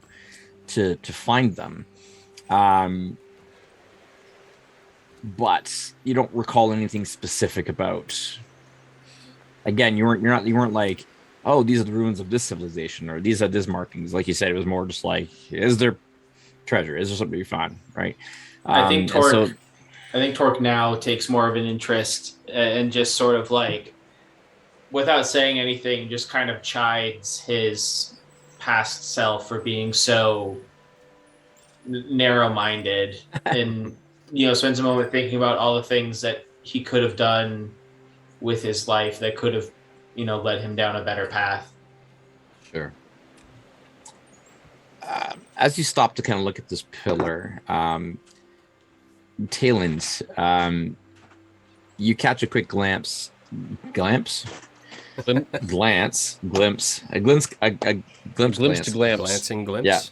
Yeah. Noticing where Torque is kind of looking and seeing this, a little bit of a keen eye. You're kind of focused on it, pay a little bit of attention, and underneath the vines, you do make out that there are some markings,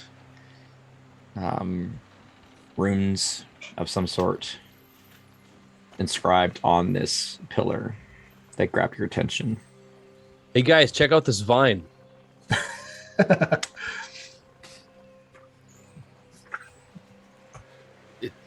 It'd be something you'd have to kind of like move away though to see more of. But Hold on, give me about 6 seconds. These are dated references now. I will draw forth first produce my rapier and just kind of ease aside the vines with the blade. Ooh. Give me a strength check. These are well grown vines that are clinging. Interesting. Don't be too strong though. You might pull the rock up. Okay. You're like, I'll just move this vine out of the way. Oh, it's actually like attached to the stone. It's like growing like on it. Like, oh, it might take a little bit more effort. Torque, you want to? This is a lot of work. Torque will just grab the vine and without trying not to damage the talon, and just kind of like try to rip it all free. Sure. With your Only natural, clergy could have with your seen me do strength, that. you can you just rip it down. It's the kind of vine that has those like little graspers basically that allow it to attach to kind of any kind of rough surface, and you pull them off. These are really thick vines as well. Like you kind of almost make a mental note, like really good rope. But yeah, as you pull them off, you can see more of this pillar now. Something immediately stands out to the four of you. These are runes that are of no language that you know. Yeah.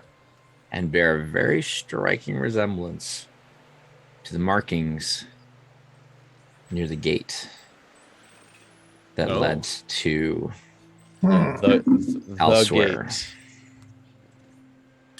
All right. Well, Captain, where did we land on you preparing tongues today? It's prepared.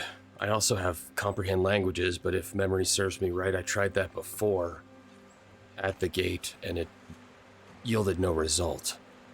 I don't think this is readable for us.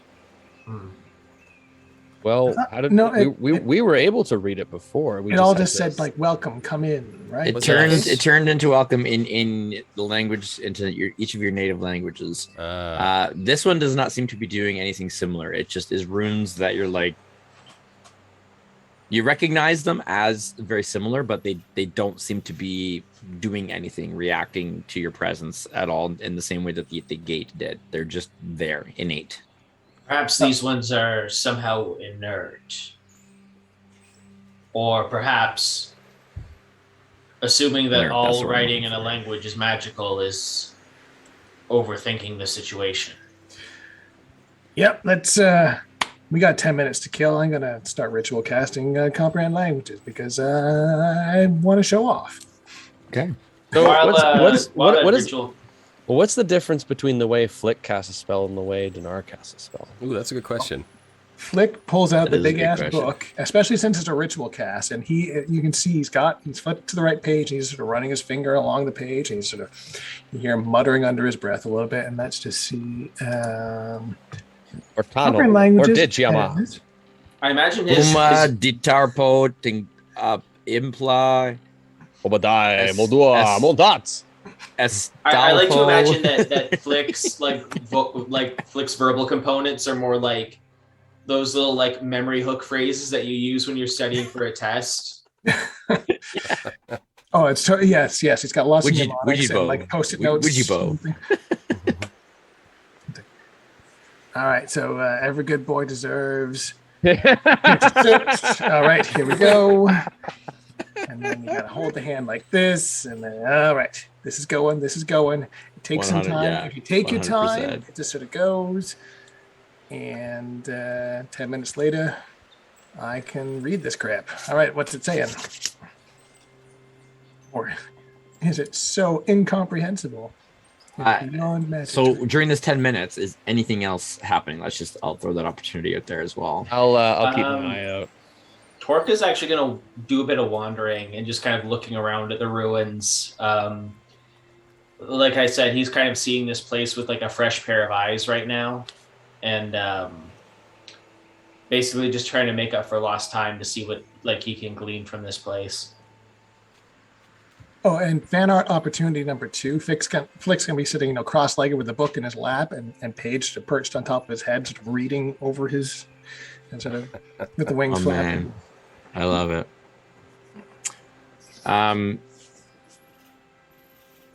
It's interesting. You, through the eyes of the spell, something really interesting about these runes stick out to you in that they are a language, and you just catch a snippet of a couple words out of here, but it's almost as if the spell is fighting to try and translate this. Like, it doesn't want to be translated. It's like a language that exists but shouldn't, or should but doesn't. So there's this weird push and pull between your spell. But you do manage to get out one word in particular, and that's the word uskawai. I'll put it. Proper nouns. They're writing past a saving throw to resist the spell. Yeah. No L in there. No, just us, uthgawi, and it appears to be. You get from it that it's a name, not necessarily an individual's name, but given through the spell, you get this kind of you get a magical understanding, right, of language and grammar and all that. So it seems to be more of a a clan or a people or perhaps a place name. So this is but uskawai, and the other word is more of a it translates, the best translation you can get is forsaken. Well, that's ominous. Still no less ominous than what we've already contended with in the past. And hey, we've got, a small bit of ammo now. We got a name to throw at anyone that we meet under here. I will say that the name Uskawai means absolutely nothing to you or any of you. You've never heard anything like it. It's No hope of a weird. history check. Yeah, no history check needed. You will not have heard this name. It's like, what? Kamari seems to be a bit of a budding scholar on ruins of this type. Perhaps we should ask her about this Uskawai the next time we see her. Jack, I think your cat wants to interpret it. I heard that. I know what that means. Hang on, let me find my familiar real quick. And I'll get a spare piece of paper out, and I'm sure I've got some charcoal or something. I'll take a rubbing of it just for feline word. It means food. I already gave him food. He has food in his bowl. It's not the right food, and you need to give it to me now. All right. Flick's gonna take a rubbing of it. Yes. Okay. So Uskawai and the other word is forsaken. It is partial runes. Like some of them are faded. This is a pillar that's been broken off. So there might have been more written here, but that's what you get, what you're able to get. Who said Raiders of the Lost Ark? Because it's more like the Last Crusade. Junior. Raiders of the Last Forsaken Crusaded Ark. And the Crystal Skull. Well, has anybody The said what? the name? Has anybody Coaster? said this word out loud? Oh yeah, I would have read it like as soon as I was like, what does that mean? Uthgawai. So it's not some kind of weird, horrible curse magic word. They all die. It didn't. I mean, invoke not that we know of yet. Or I freeze imagine fall, we'll find everyone out pretty dies. soon.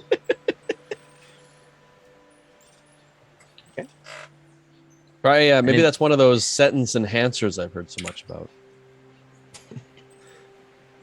Could just Anything be the anybody else name want of. to do here? Could just be the name of this place. Greetings, And then- Torque. This is a very Uthgawai day we're having today. I mean, I know that none of us know the word, but I feel like that's not how you use it. You don't know that. It's true, I don't, but Well, I think Flick languages- probably does, given that it's capitalized and seems to have some sort of emphasis placed on it. That wasn't very Uthgawai of you, Captain. Yeah. Very It's not crummy either. of you to point it out though. That's that doesn't sound right either. This whole conversation's going with Kawhi. Jeez.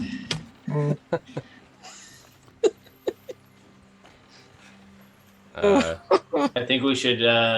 Torquid suggests that for lack of any other information to decipher from this place, we should probably keep moving. yeah, no, that was a nice little tidbit to pick up, but let's see if we can find a way into this rock. Lead on, Musclehead. He's a turtle, not a muscle.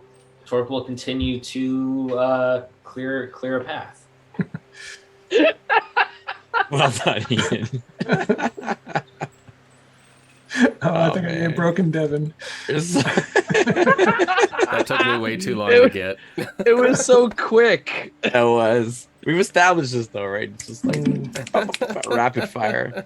Oh, it was so. I did not see that coming. Oh yeah. See, he's got the 6-barrel pun. You just The Ah, six shoots him man. off rapid fire. Yeah. As you use this rune as a kind of my words are escaping me tonight, unless they're puns. A landmark. That's the word, or one of them that works. Yeah. As you use this as an Uthgawai, to we'll just use that as to stand in for any other word that we It's can become our remember. Smurf. Is that the? That's right, yeah.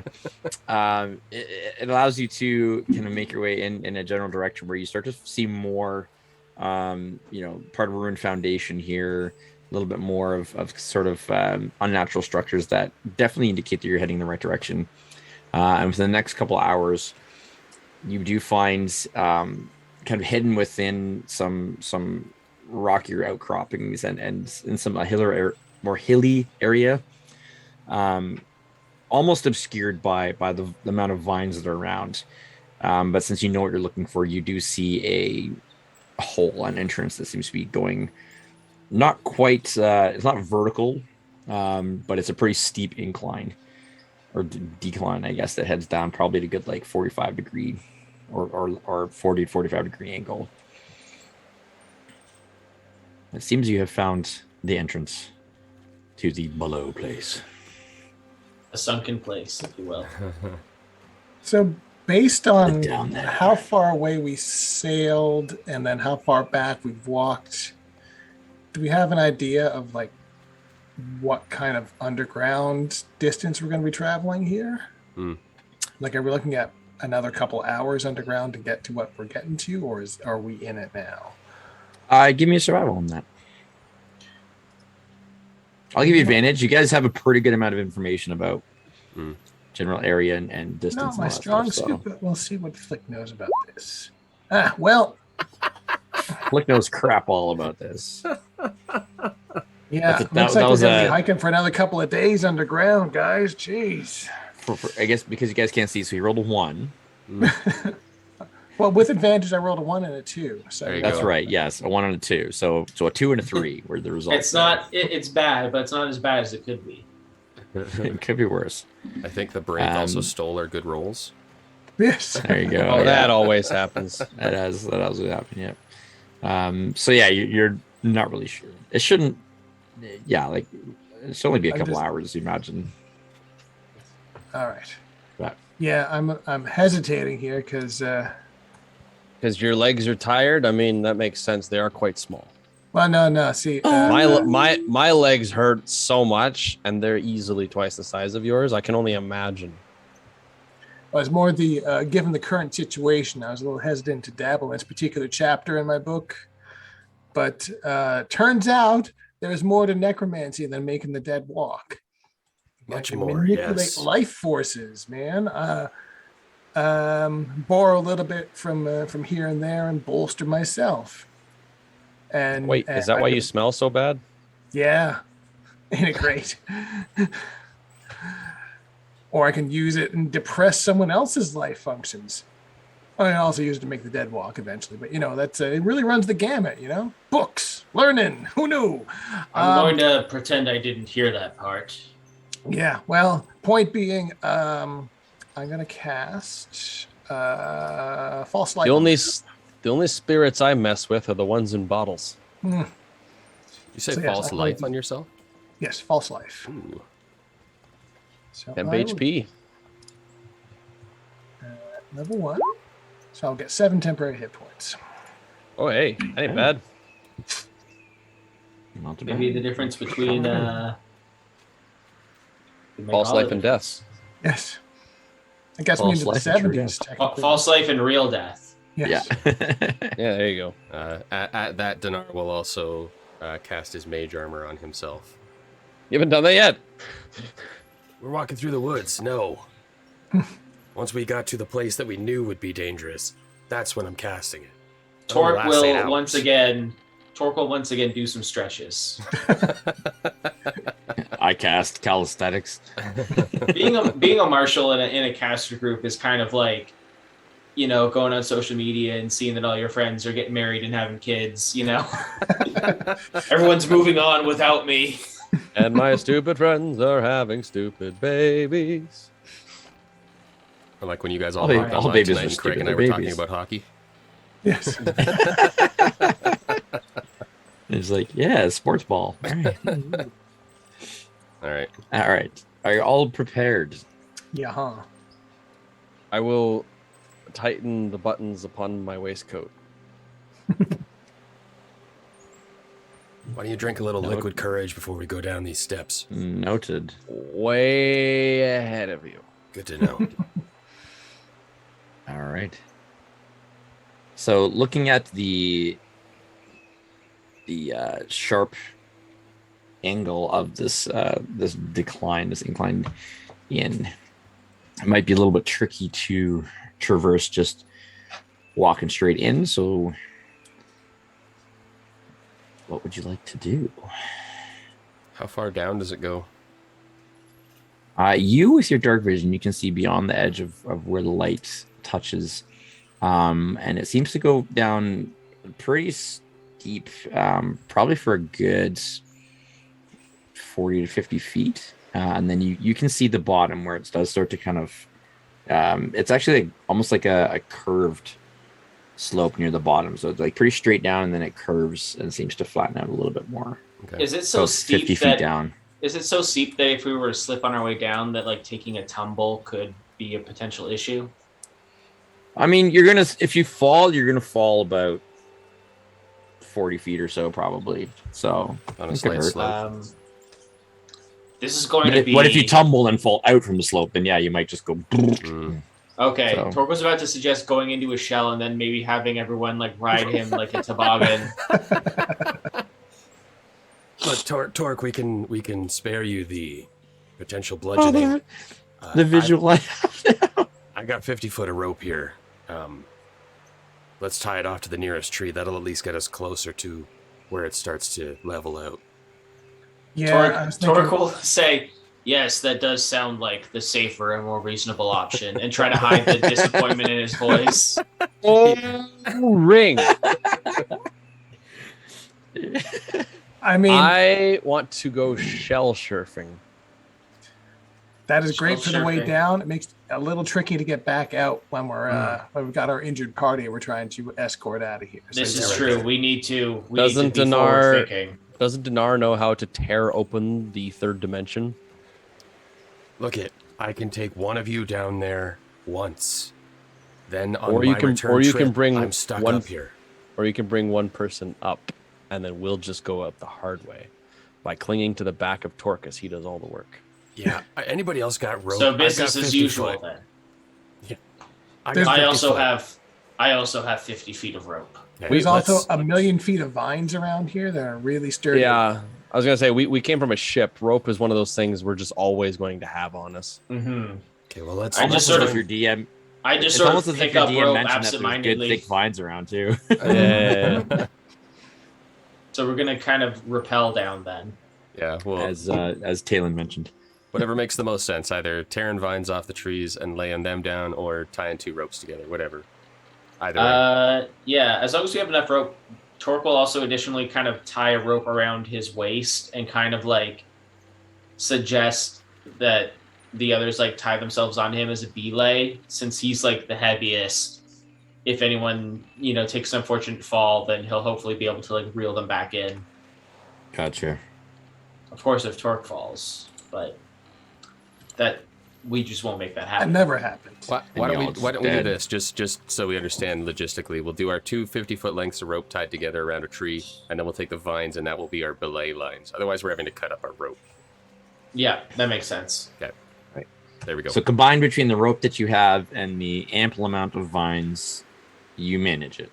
Okay. Because you're adventurers. And this isn't really that high of a DC with all the extra stuff you can do. So you successfully navigate the steep descent down into the caves and reach the man. bottom. I could have just caused the wind to surge up from the ground below, and we all could have just jumped off. There you go. Whee! How much experience was that steep incline worth? -1. Now we level up, right? That was 0, but I'll multiply that 0 by 4 for your ingenuity and Hey. teamwork. We appreciate all of the points you give us. Hey, absolutely. I guess with the extra rope, since we have 100 feet, it's only like a 40-foot drop. We can put some knots and loops in there just to make it easier to climb back up. That sounds like a great idea. Perfect. Oh, All right. with work. It's work. These are adventurers, okay? If you're not willing to tie a couple of... And sailors. Tying knots is what you do. Let's Three of move us on. climb up, and then you tie yourself We're- off at the bottom. We pull you Let's up. move on We're before we So get... anyway, we're now at the bottom of the slope. Yes, We're I on don't want to shore get. I don't want to leave. get tied up in this forever, so we're moving on. Okay. Let's cure our tunnel vision a bit here, and let's Yep. keep going here. So you descend into the caverns, and you do see more signs of ancient ruins and civilization. More of these runes kind of here and there.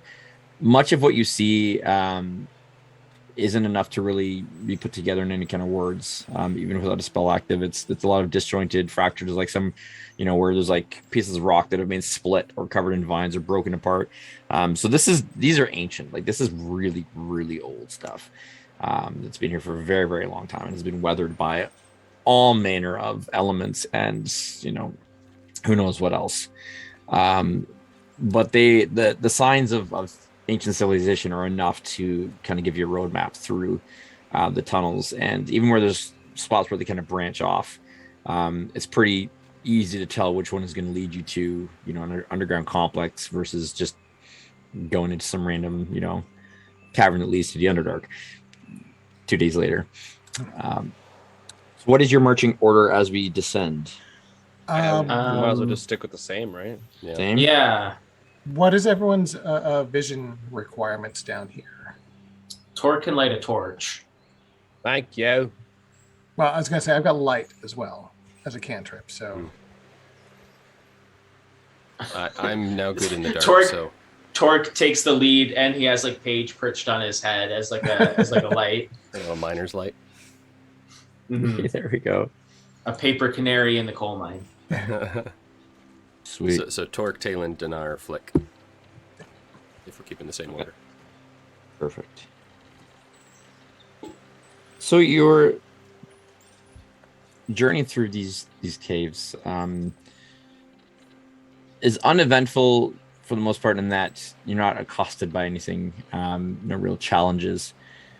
But the terrain changes from, the mixture of kind of dirt and stone with roots near the surface, and you realize that you are getting, deeper underground as you start to encounter more.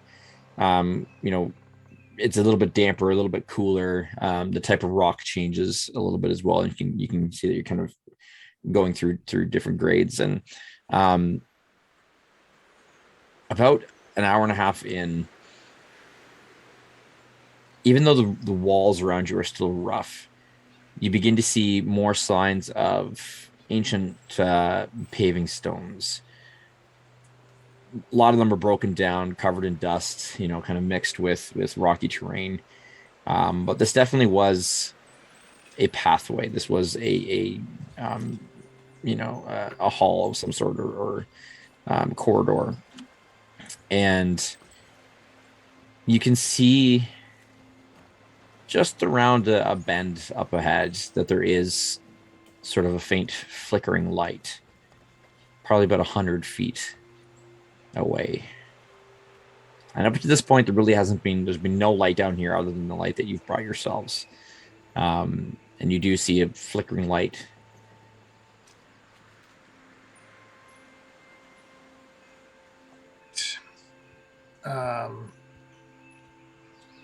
New plan.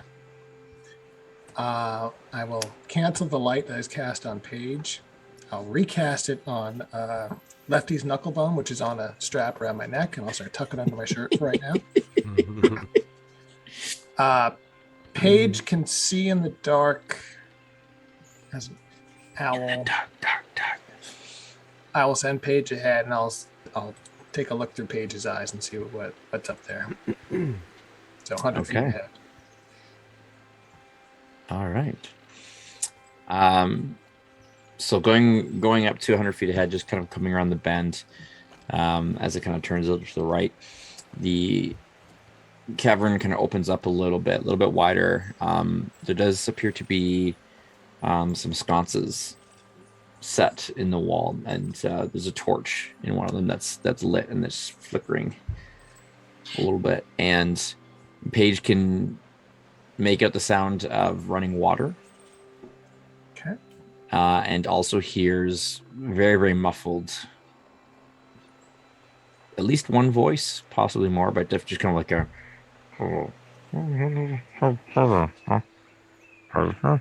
like talking. All right. Can't make anything clear, but there's somebody up ahead talking. There's light. There's running water. All right, hang tight, kid. We're coming to you. I will pop back out and relay the information to everyone else. Okay, there's lit torches up there. It sounds like there's people up there. What's our plan of attack here? Because I'm assuming anyone down here is worthy of getting stabbed. Because what the hell are you doing underground here? Up to no good. Yeah? There might just be Valtier guards, but yeah. Would it be better to sneak past? Because even if we do take them and they go missing, would they not be inclined to send more when they don't report back for their guard change? Very possible.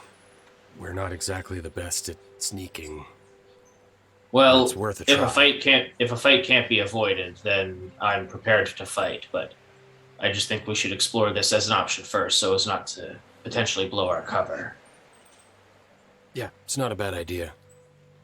Do they seem like they were particularly tough? They sounded muffled and distant. That's as far as I could go. Mechanically speaking, does it sound like that they're low enough CR I could put them to sleep? I don't. There's only one way to find that out. Yeah, we got to get Just to closer try. before I can scout. On a scale of On a scale of guard to warlord, what are we thinking? On a scale of 0 to 30, with some fractions in there, how do you feel? You don't know. Let me just put Yeah, that yeah, out yeah. there, okay. I don't even know how many. That's no individual freaking eyes idea. there are. Yeah, we need to get a closer look, I think. Okay. So we'll try to sneak in as far as we can, I guess. Yep. Well, All right. hold on. Are all of us sneaking up, or are we sending a sneaky person? I mean, I could go up a little further and then be able to sort of leapfrog Paige another 100 feet ahead. I'm of not me. too bad at stealth myself, and I got some nice boots.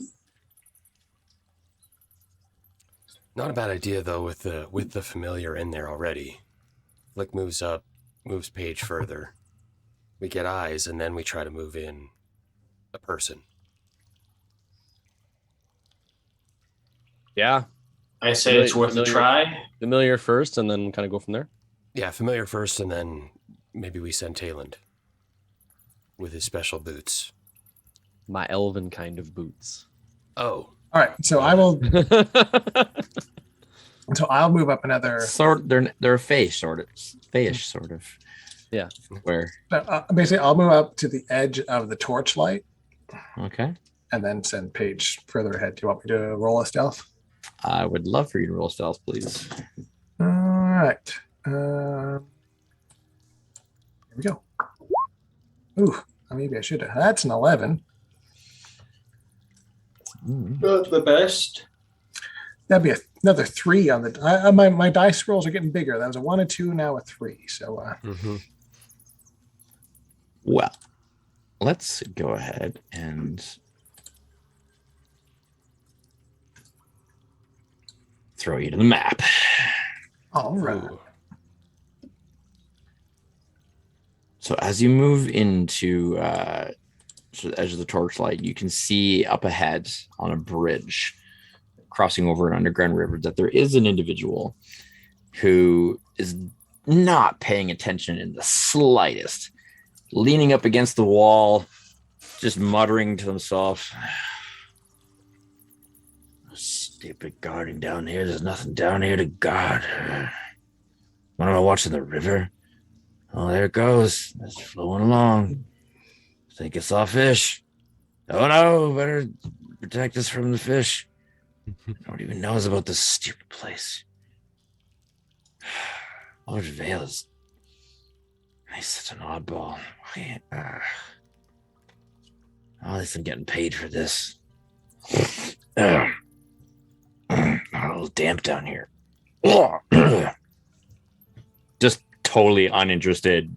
The laziest guard. All right. Not even, and you can see now, yeah, like this isn't like an official Valtier guard. Like this is the thug. This is somebody who's like hired muscle, hired goon, basically, who's just camping out, like kind of whatever. Even better. Here's what we're gonna do, and it's gonna be awesome. So 2 days ago, when we tried to go into Hightown through the gates, and we were met by guards, I got a good look at their uniforms. Can I disguise self and make myself look like, say, a dwarf wearing one of those uniforms? Ooh. I think that's within the realm of reason. Awesome.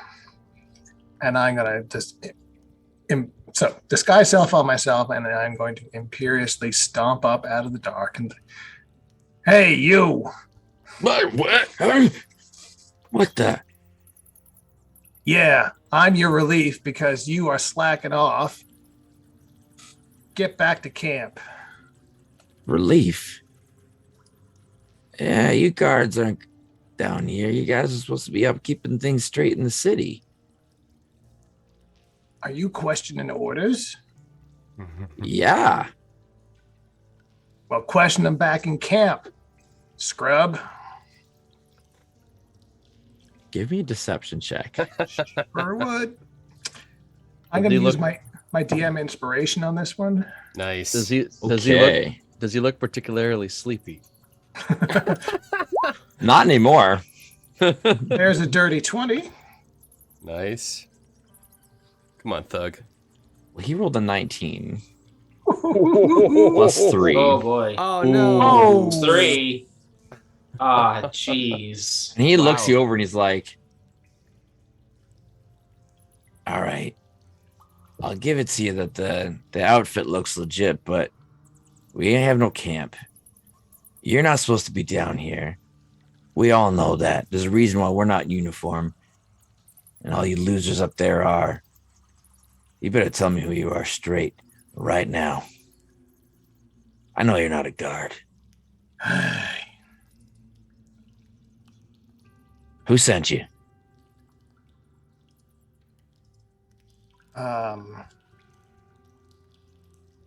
What was the name of the new priestess that was installed? Danica.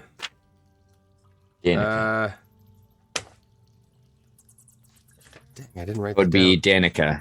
Danica? Yeah. Okay, listen.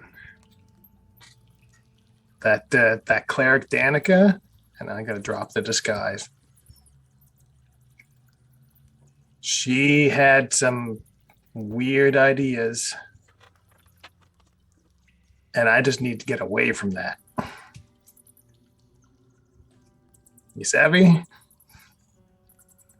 Nah, I'm not savvy. All right. Knocks on the door behind him. That's when the whip comes out. All right, yeah, and he's like pulling out his crossbow. So you know what time it is. Awesome. Roll initiative. So, Flick, bang up job. yeah, no, I tried my best, man. It was so good. I still think Flick did a better job than We're Dinar all, would have pretty done. supportive. 'Cause I know what I'm going to try and do. So this Ooh, is a look at that, little bridge 18, over a stream, right? Yes, it is. Underground river. Underground Awesome. rivier. And whereabouts would Paige? Oh, there's the light source there. Mhm. So Paige would have been sort of posted up around that somewhere. Just so I know distances. Oh, I guess I got to roll initiative too. Yeah. Planning my turn before I even know when it is. Oh, it's late. Very good then. The hits keep on coming. Rolled another 2. And Torque. Do we have Torque's You will in just a moment. initiative? Oh, let me just. Oh, where am I? Here I am. So I'll go ahead and. Oh, 13. Not my best. Okay. Better than my 7. All right. Let me get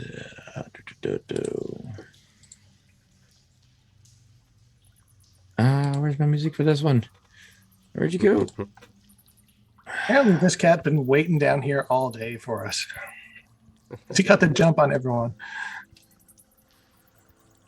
Finally, something to do. All right. So as you kind of drop the disguise and you're, giving him once over, he kind of knocks on the door, and as he sees the whip coming out, with surprising speed, he just takes out a crossbow, aims in your direction, and he's gonna take a shot. That's a 20 to hit. That might require me to shield. Let's see. And On a 6, my AC is 20, so I will then blow my reaction and shield. Okay. Running through the spell slots. He just he sees the magical shield kind of just bounce come into place right as the crossbow bolt is coming in, and he goes, I bloody hate casters. He's not going to like us then.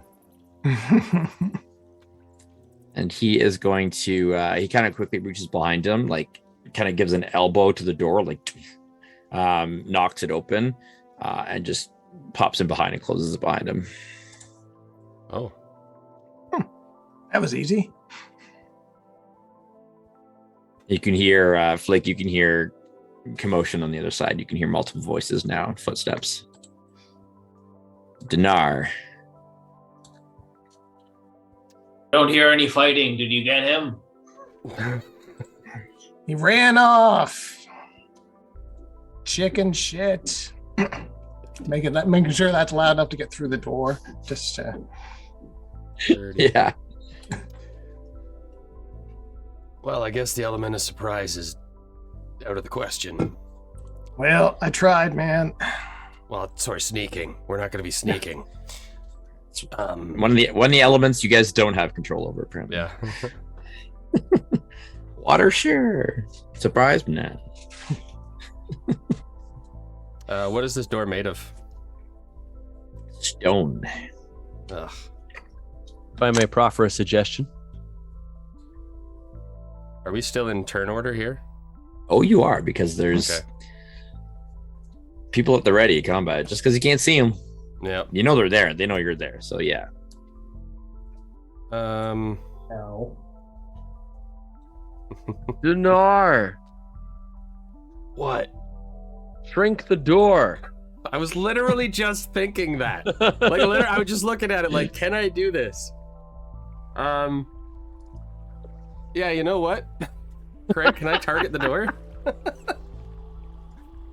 I mean, it's an Cause a object, right? creature or an object you can see within range to grow larger or smaller for the duration. Choose either a creature or an object that is neither worn nor carried. Well, a door can't be worn or carried. Being carried by the door frame. Yeah. Give me a second here. That's a pretty, Yeah, no. pretty loose interpretation of the term carried. It is. Choose the creature.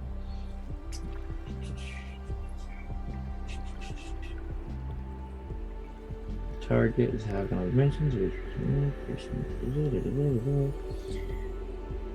I mean, it doesn't say that it can't target doors.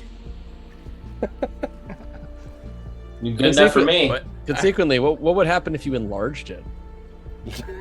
They would become permanently jammed. I was gonna say we're not Yeah, getting through yeah. that doorway anymore. Fair enough. I'm gonna. Neither are they. They're not getting through it either. I bet I'm deck saving as it explodes in the I'm door. inclined.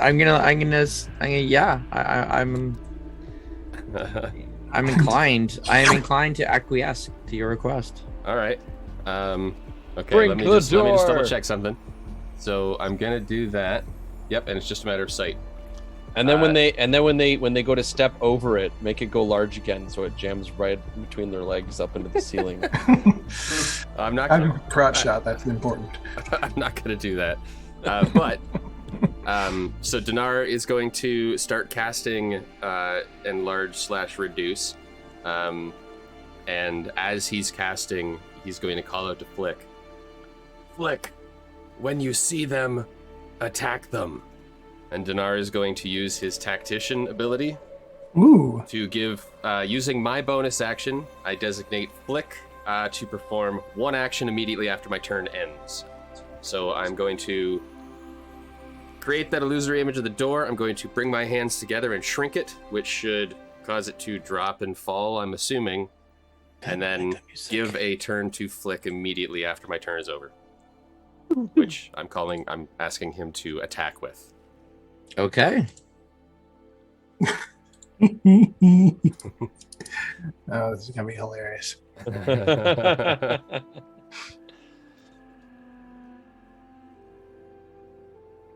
All right. So as you shrink the door, it just the guy on the other side is like, "Oh, casters!" Oh, you ain't got nothing. Torg in the back is like, I know how you feel.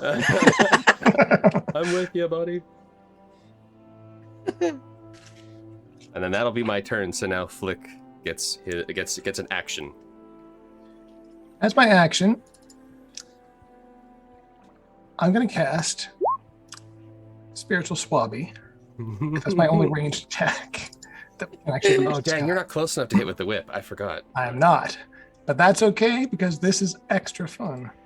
So what happens here is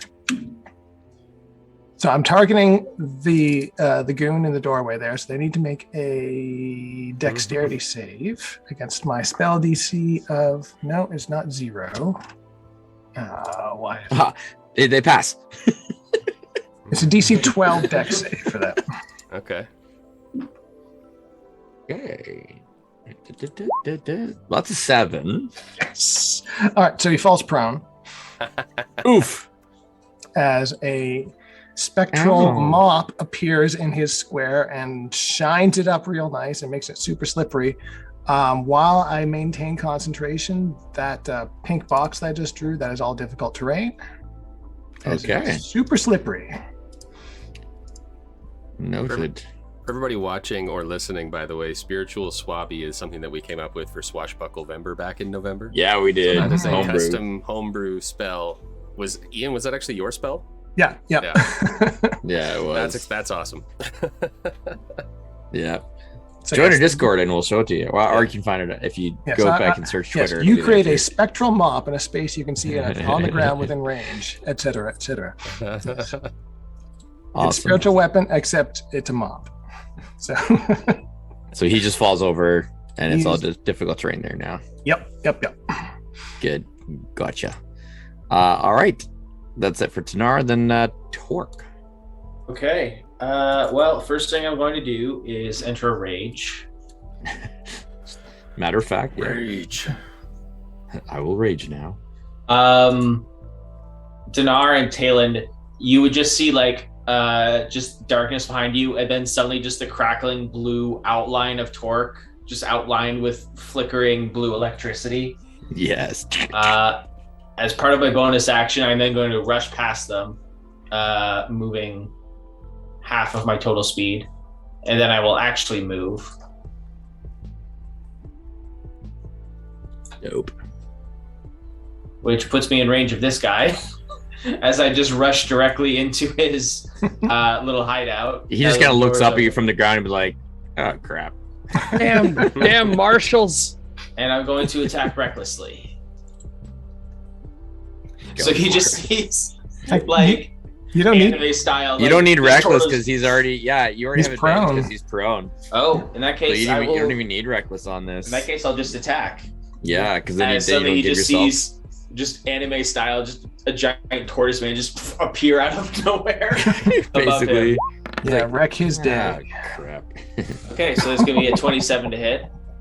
Yeah. Oh, I forgot to toggle on rage, but that'll be 12 bludgeoning damage. Oof. Yeah, he feels And that. then for the second attack,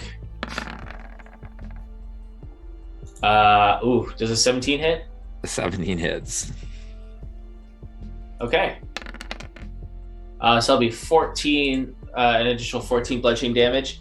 And as I'm going to use my crusher skill to Jeez. move him 5 feet Through the this floor. way.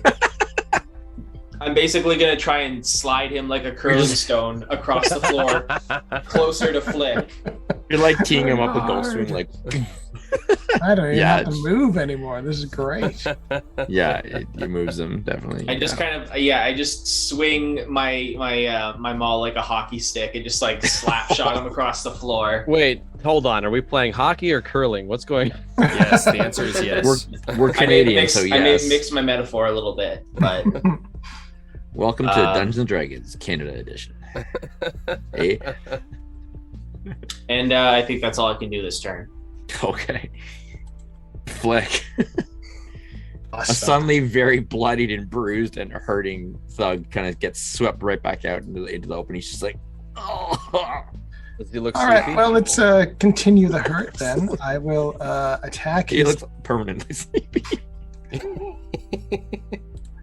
I will throw a booming blade at him to start. Oof. There's a 14 hit. Oh wow. Yes. Oh well. In that case. Yeah, I don't think this guy's the final boss. Yeah, really. So he takes 11, and if he moves, he'll take another 12 thunder damage. I don't think he's moving. He ain't moving ever again. He's not moving ever again. Perfect. No, he's done. All right. I got to drop Next nap, concentration just laying there, on the swabby. Thank you for your service. And I will move. So sorry, what are we seeing here? Is this door here? And so there seems to be, here? so there's a small, like an antechamber here, foyer of sorts with a couple of doors. And you can see there's a statue of unknown, you're not exactly sure what is depicted in the statue. It's very old, very ruined. You know, a lot of the features that would have been sharp are very smoothed down and hard to make out. But it does seem to be, your best guess is it holds some sort of possible religious importance, but you have no idea what it's depicting. Does it look like the stuff I would have seen upstairs in the Desfuna temple? Like Not even close. Remotely? Okay. No. Not even the much same older, much more obscure, like just very. I will say you recall, since you were the one who's spent more time speaking to Millie, that she did mention that, you know, that there was some temple to some god they didn't even know, like name. They had no clue who this person was or nothing they understood. So, so far, everything you've seen seems to fit the descriptions that she's been given. Oh, do you have a token for Paige for me to use? I don't have one ready. Let me see. I can lower myself and use a willy if I need to, but Yeah, we'll just here. or be able to keep track. Give you a parrot for now. We'll come up with one for you. Okay. Perfect. But let me give you control of that. There you go. Perfect. Should give it vision. And it has dark vision, right? 60 feet of dark vision. All right, there you go. Perfect. Do I hear anything from behind either door? Give me a perception check. Blam. Oh, not with advantage. So just use the 8. I was at 8. At the moment, you don't hear anything. No. All right. You can hear the running water from the underground river is kind of masking much of anything else you would think you might hear. Put Paige next to me, and I think that's it for me. All right, Talon. Well, I suppose I'll move in to see what's going on. 'Cause all I saw was a lot of flashing and I heard a lot of violence. So Par for the course. 30 feet up, and I will see a very dead man. Oh yeah. Very clean. Clean dead man. Yeah. Soaking wet, covered in suds. Yep. I guess And I'll blood. I guess I'll dash because like I otherwise I'm not getting very far in there. Okay. Is this a small little room? Mm-hmm. Seems to be a small little room. Yeah. Door here and a door here. Well, I'm not about to open no doors. All right. So as you've, 3 of you at least have come into this room with Dinar behind. The door to the north. Of course, it's the If I can- door. If I can select it, there we go. Roll 20. You still got to work on that. Oh yeah, the doors have gotten real bad now. I can't even move this stupid thing, so I'm just gonna delete it. There is another thug who just kind of opens the door and sees what's going on and goes, "Jeez." Dinar, It's time is to that? mourn for his friend. Did you move up there on your turn, Dinar? Nope. Yeah, because we're still in turn order. So Sorry. Sorry. Didn't realize. At the same time as that door opens, Dinar, Uh-oh. part of the wall directly north of you slides open. Oh, lovely. And stepping out from it is not a thug. Oh, jeez. Something not alive either. Oh no. Is it another zombie ogre? I think we're getting pretty good at those. I think they rolled low on its initiative. But as it kind of steps out, you see a skeletal. It's kind of like half skeleton, half ghost. Purple glowing eyes, weird kind of misty energy coming off of it. Parts of it kind of seem to kind of almost like flicker in and out of existence. The thug in the doorway kind of peeks in and looks on what's going on. And then you, almost similar to what the thug does, he kind of raps on the wall, but a different pattern this time. He's like,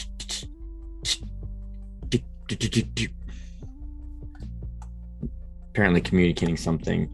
And rather than a crossbow, he pulls out a rather large mace and just steps in and takes a massive swing at you, Talon. Ah! Oh, 23 to hit. That was a massive Ooh. swing. Ow. I mean, yes. That's gonna hurt. 6 bludgeoning damage. Ouch. And he's going to immediately follow up with a backswing. 19 to hit. Yep. For an additional 3 bludgeoning damage. She just comes in and then brings it back again. Hey! You guys ain't supposed to be down here. I'm gonna wish you hadn't come. You are getting very sleepy. Talking to yourself? Yeah. Dinar. Seeing that thing open up and out walking something weird, Tanar is going to use something I don't think he's used yet. Ooh. But Dinar is going. Sorry? Caution? No, please. Please, caution? Yeah, right. Caution. You said something you haven't used before. I mean, you're not wrong, but user. All right, so Dinar is going to pull out from his component pouch a little vial with a drop of water, and he is going to thrust his hand forward towards the creature, or towards the thing, ghost, whatever, and cast Tidal Wave at it. Ooh. And I'm going to try to, I know I can only knock it prone, but it's going to go towards, like away from me, straight towards where it's going at. Says the area can be up to 30 feet long. I'm just going to make it 10 and kind of straddle right in front of me as a center point. Okay. So it has to make a dexterity saving throw of 15 or higher. That's a 12. Yes. So it's knocked prone. Okay. And it's going to take 4d8 bludgeoning damage. Well, all right then. Where are my 8s? There they are. Maybe you don't need my help. We'll see. You don't even know this is happening. You don't see it. I mean, you see Dinar casting at something. Yeah, I guess. I It's see like, him blasting water at the wall. It's like there was a torch there. Okay, so 6, 4, 1, and 8. So 6 and 4 is 10. 1, sorry, not 8, 7. 1 and 7 is 8. So 18 bludgeoning damage. Okay. And it's knocked prone. Okay. The water then also spreads out and extinguishes any unprotected flame within its area. Well, in Torch that is case, it is torched. Actually, yeah. That torch is out. Not that Dinar needs it, but I was going to say, Dinar can see in the dark. it does hit that. Yeah, that torch is gone. Okay, is that it for Dinar? Then Dinar is going to go 5, 10. I don't see anything as I'm passing by. So 5, 10, 15, 20, 25, 30 to there. Secret passageway just opened up. He's going to keep his back to his friends and continue facing where the thing just came out of the wall. All right. And that'll Torque. be Dinar's turn. Okay, Torque will move up here. Could I get this thug to make a dexterity saving throw? Certainly. How's a 3? A 3 Dang, is going to mean as he enters my aura, he's going to take 5 lightning damage. Nice. I think that's the most that you're. Yeah, I think it's the most that's ever done. I think I've rolled a 6 before. Yeah, but they made the save on the They made the 6, save, so yeah. I think It doesn't scale very well, unfortunately. But I think this is the here we most are. it's done. There we Now go. to do the real damage, I'm going to attack recklessly. That's just the appetizer. I get it. That just tickles him before you smash him. So 26 to hit. Oof, yeah. Nice. Okay, so that's going to be 13 bludgeoning damage. With my crusher feet, I'm going to push him 5 feet down this way. Nice. Go that way. And then I'm going to step in here and seal the exit so he can't run away like the last guy. Ooh. And as Torque just hooks him around the waist and just flings him into this spot with his anchor, he's just going to look and say, I think it's you who's not supposed to be here. And attack again.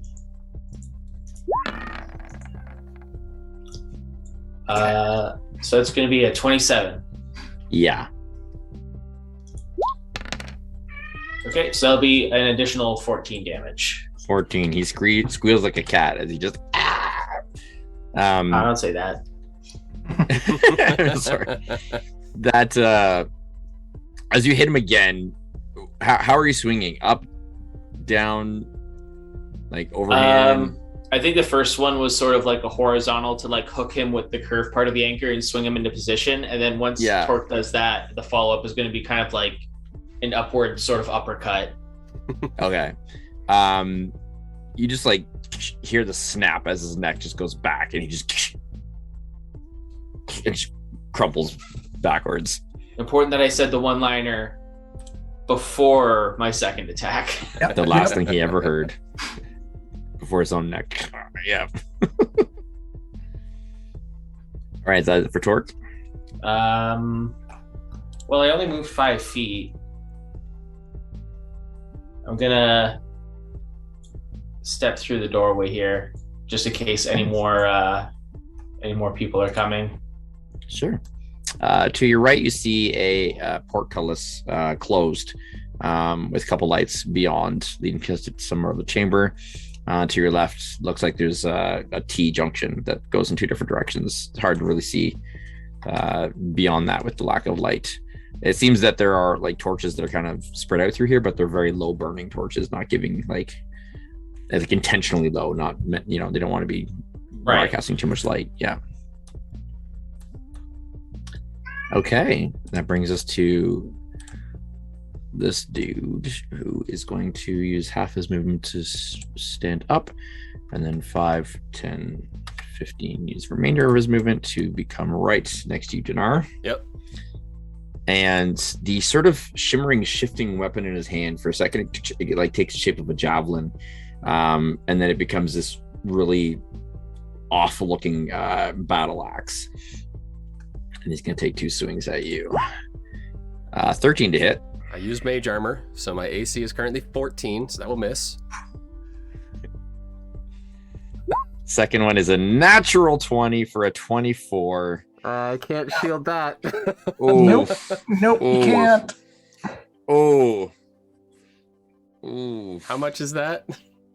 5, 6, 7, 8, 9. 14 and 9 is 23.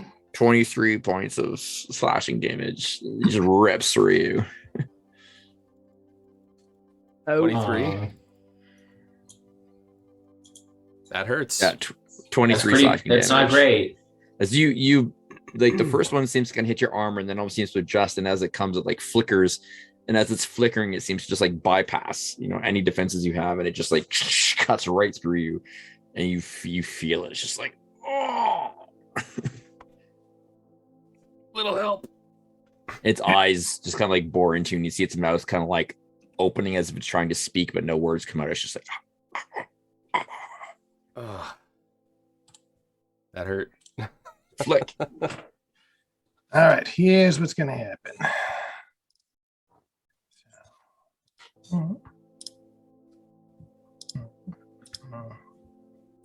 Huh. And Paige will fly in and help action harass this guy to give me advantage on my attack. So this is a booming blade on the whip with advantage, like so. Didn't need it. 26 will probably hit. 26 will Or- hit, yes.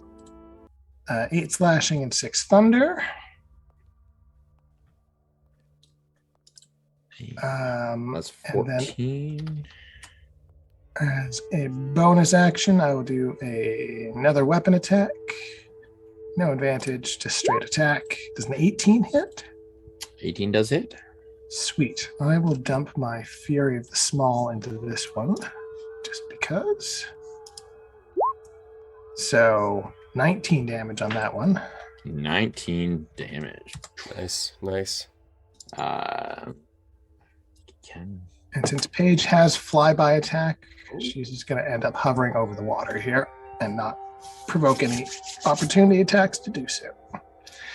Hopefully, I have taken So its attention lucky, man. off of D. I rolled its fortitude. It rolled an 18 total. Mm. Almost came back. Not quite. Oh. Oh, it's like, oh, wait a minute. I haven't spent my action surge. I was going to beat on it some more, but I don't need to. That's No, it, purple light in his eyes flickers out, and you see a mist of vapor kind of leave as the skeleton becomes a little bit more corporeal. Its bones have a weird kind of blackish, purplish tinge to them as well. I'll sort of give Dinar a chuck on the arm. Keep up next time, eh? Yep. Lesson learned. You guys are way too efficient. All right, Talon. I mean, Talon's like, I want to kill something. Come Oh, I on. hit something. I walked into a room, got bludgeoned, and then And you're like, I'm going home. is there any? So as far as we could tell, there was no obvious sign of more of those things coming, was there? I didn't. Well, The undead thingies. Dinar didn't see anything. He just called out that there was a secret passage coming, or a secret passage opened up. Okay. That's all I said so far.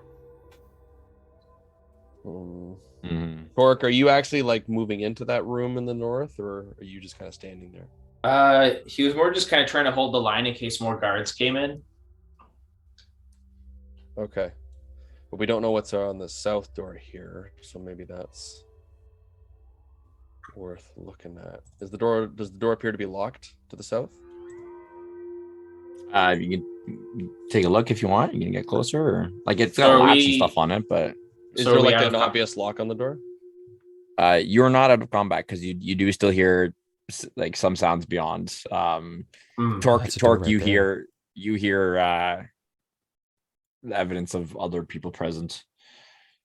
Okay, I'm gonna step next to the south door then and ready we get to produce my rapier and then produce my pistol and ready for something to come through that door. I will stab them.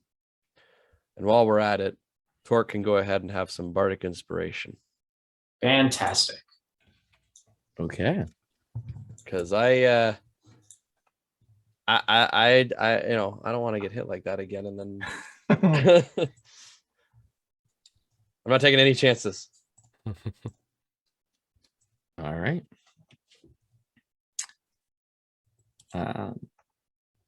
So Torque, you hear the sound of sliding stone coming from your right. From your left, you hear the sound of definitely sounds like a door opening. Tail end on the other side of the door, you hear. I'm not exactly sure what it is. Good. kind of a scratching, clinking of metal, Oh, good. some whispers kind of in there as well. Even better. Dinar and Flick, as you're standing on the bridge, you kind of absently notice that the water below you starts to Oh, crap. take on a bit of a darker tinge to it, become a little bit murkier. And all four of you hear a voice ringing through the stonework, Ray. kind of off the walls. So it would appear that you have found our temple. I'm afraid that we can't let you leave. Pity.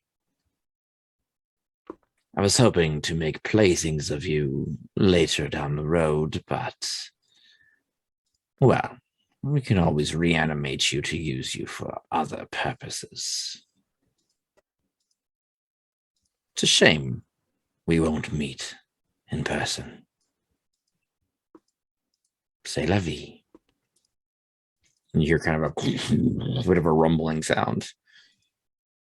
Sorry, whose voice is that? Is that Hey, whoever this is clearly doesn't know that this isn't the first time we've been locked into a place and told we'd never be able to leave. Yeah, it's kind of happens a lot around us, honestly.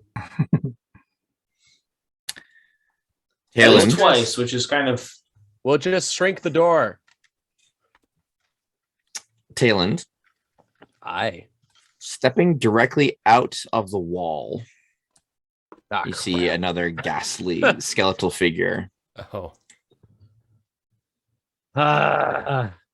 Another one steps out of this wall. I shouldn't have been so specific with my ready to action.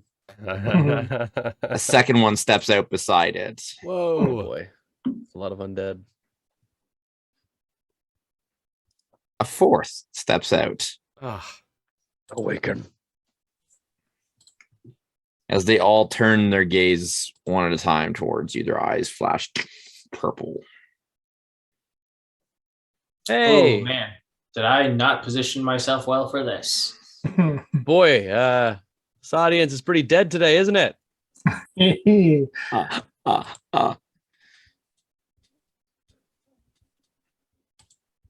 Those guys right there. Dinar, you see more of these, kind of the aura of these figures just like fades through the wall. And as they do, they kind of flicker, become a little bit more corporeal. Battle axes turn to javelin, turn to sword, turn to battle axe, flickering in their hands. What do you do? Okay. I need judging on a rule. Okay. I want to use another of my tactician abilities. I'm just gonna oh shoot. That. I want to do the first thing there. You can swap your initiative roll with an ally. I'm gonna let you call this. Can I do this at the end of my turn? Or on my turn, would I be giving my turn to Tayland and taking his order in the roll or in the initiative?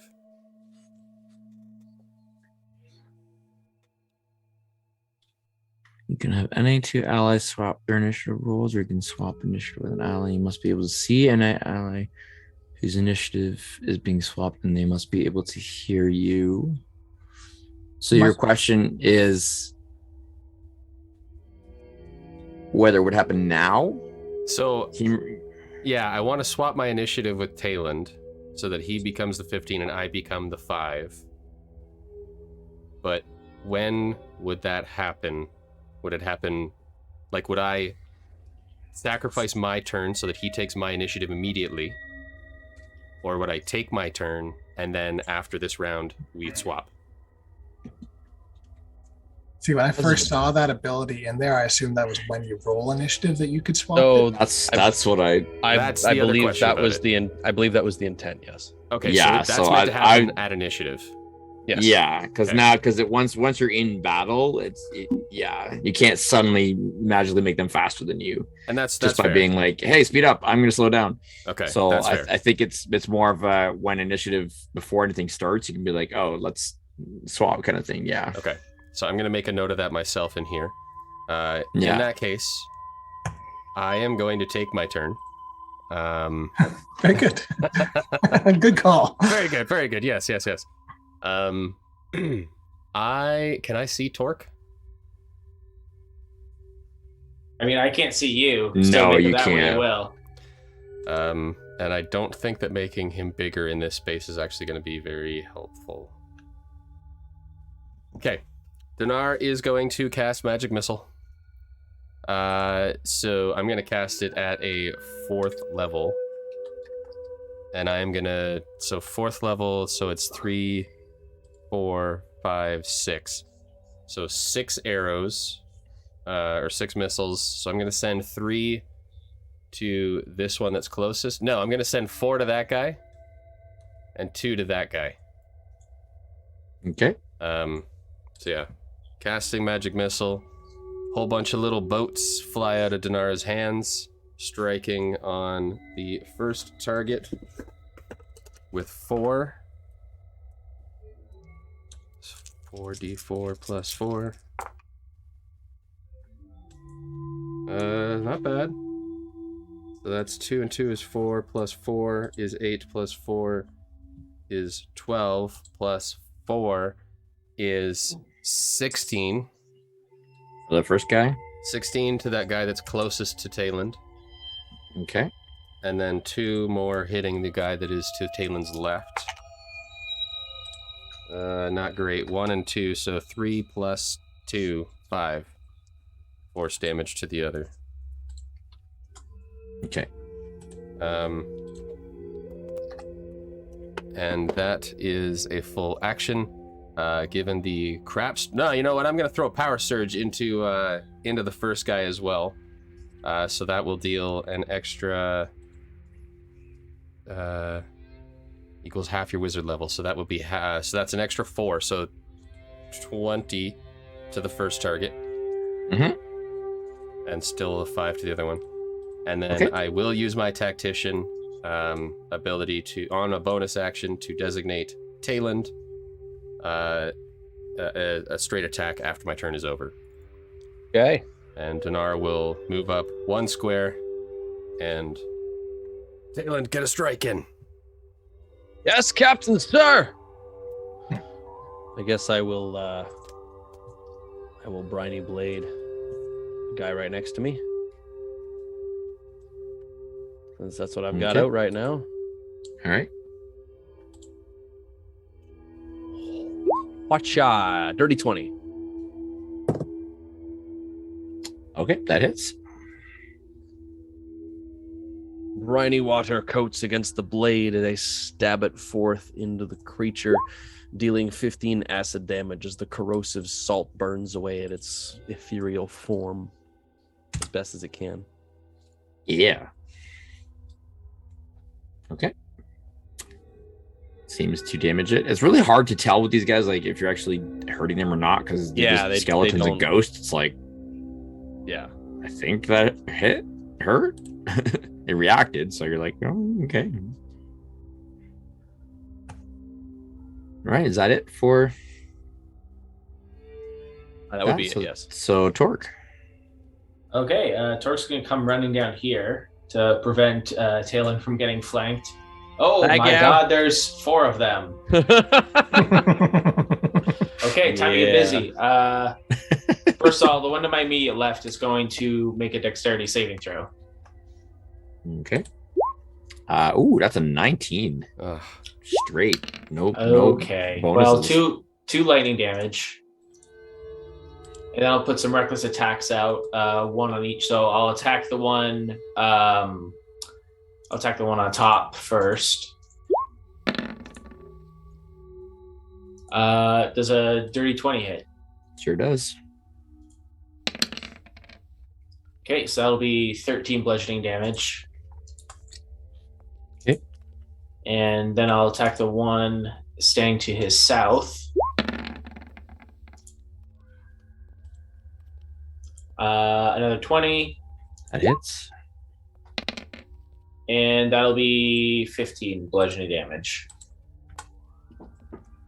All right. And that's all I can do now. All right. That brings us to their turn. Talon, the one adjacent to you, Sorry. No. going to double battle axe. 16 to hit. Yeah. That is that's actually less. It's 3 slashing. Okay. Ow. Ah.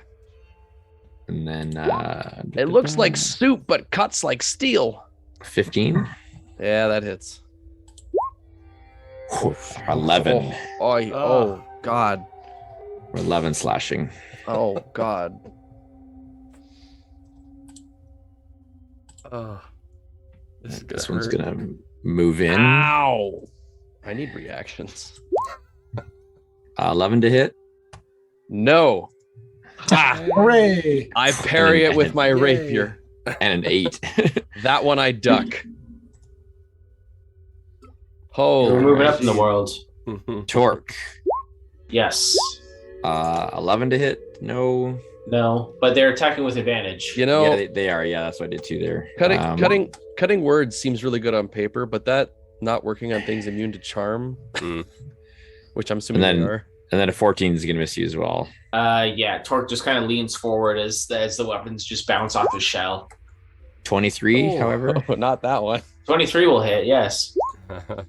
That's gonna be 11 Another 9 points of on the slashing. Half. Which- So halved. So 5. And then a 15 to hit. 15 will miss. So they're swinging away. They get a couple of hits in, but you guys managed to parry through a few of them. Fleck. All right. Which one of these guys did Dinar put the more damage into? That one there.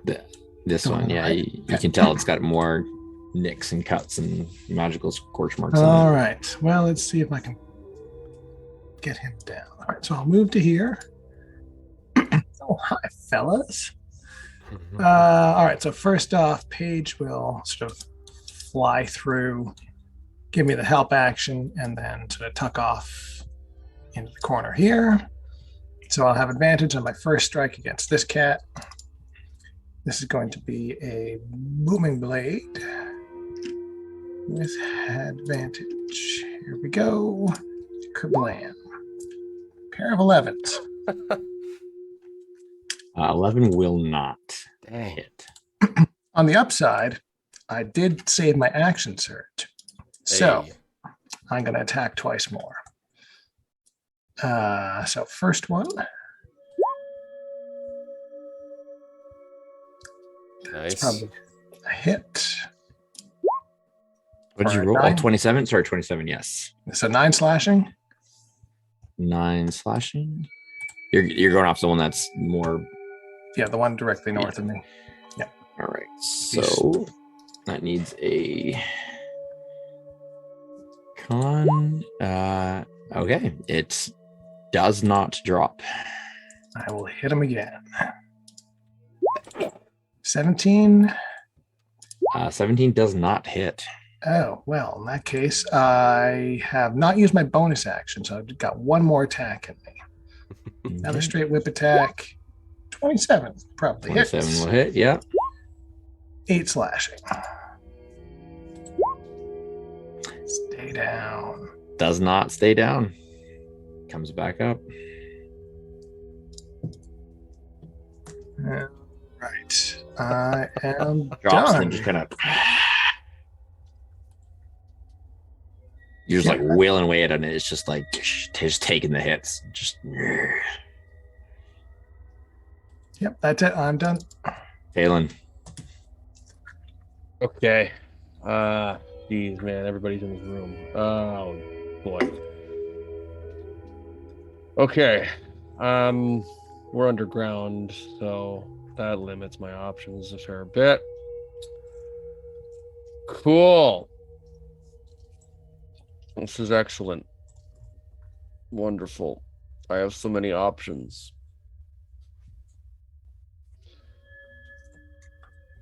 Okay, so the one that I've been hitting is the one that I hit was the one in front, like directly in front of me to the north.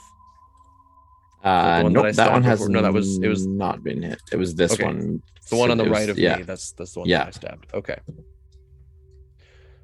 Yeah, Okay. this guy's popped up twice so far on us. So Yeah, I really don't like being where I am right now.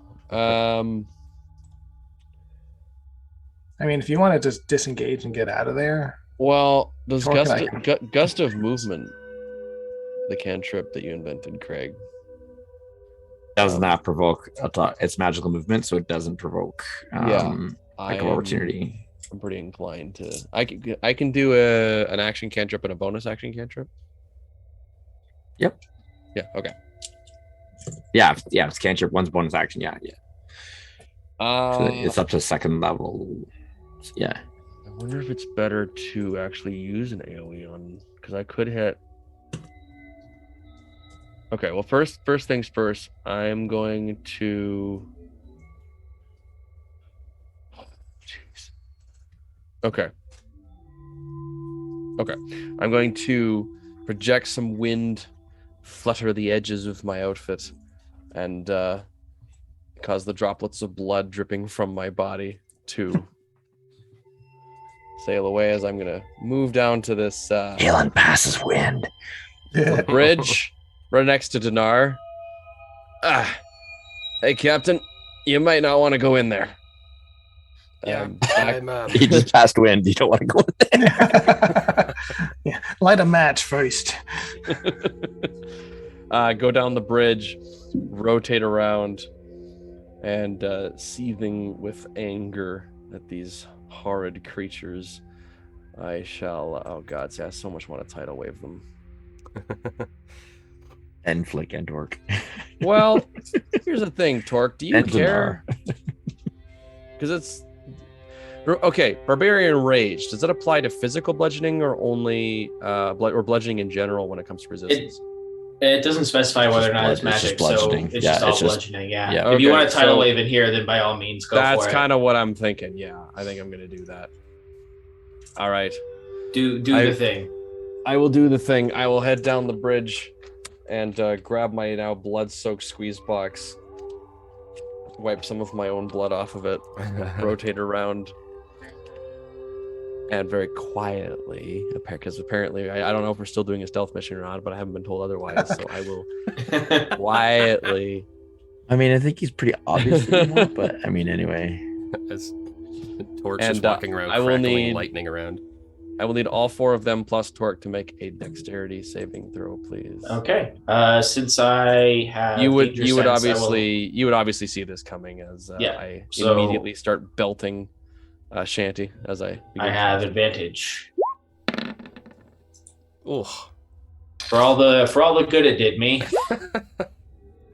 I'll have a, Oh wait, sorry, bardic not inspiration con. spell. Dex, you said, right? Dex? Dex, yeah. Oy. Does the 12 beat it? Well, I like. Well, we all of- failed together. No, the They 12 all does failed. not beat it. Everything I do like fails. all of that.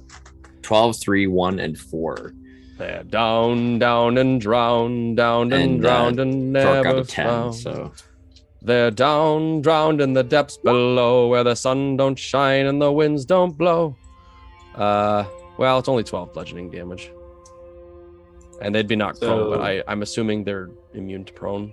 6 for me. nope, they can be prone. Okay, so they're all not. You're all knocked prone. Me included. Yes. Okay, so 12. Well, the joke's on them because I'm going to stand up before they do. Also, I don't think you care if they have advantage attacking you because you recklessly attack anyway all the time. 12.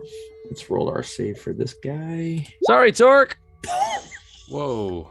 Man, He Oh, does Jesus. not. He We're- does not want to die. We're gonna have another one of these guys, aren't we? You know, so Mm. that's a nat 20 on his undead fortitude check. All So right. Well, 23, so he more, just, more like- guys for me to hit. He's still knocked down, but he's just like he's still not. Enjoy Not your dead. advantage against all of them. How big's your Right. breath weapon there, Dinar? It's a straight line. I know that much. Because It's a 30-foot line. okay. Dinar, Yep. make a charisma saving throw for me, please. Oh crap. Charisma Good. save. Charisma Get save. ready for my +1, boys. This dice. Don't screw me. 13 total. That's a bit of a tweener.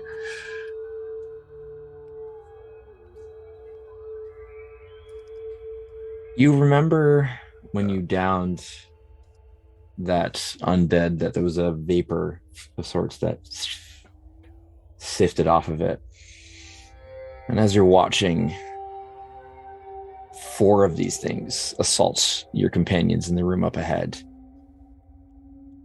something flitters past your eyes for a brief second. You kind of look and you feel an assault on your senses as something presses in, almost like you're breathing it in, and you try to fight it off, and you blink and you're struggling,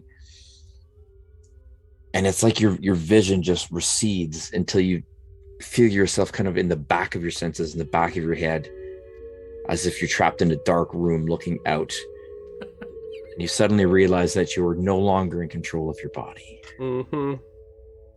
Something else is. Tayland, Yeah. beside you, you watch as Dinar kind of flicks his head a little bit, like, he blinks and he stands up again. He's kind of like,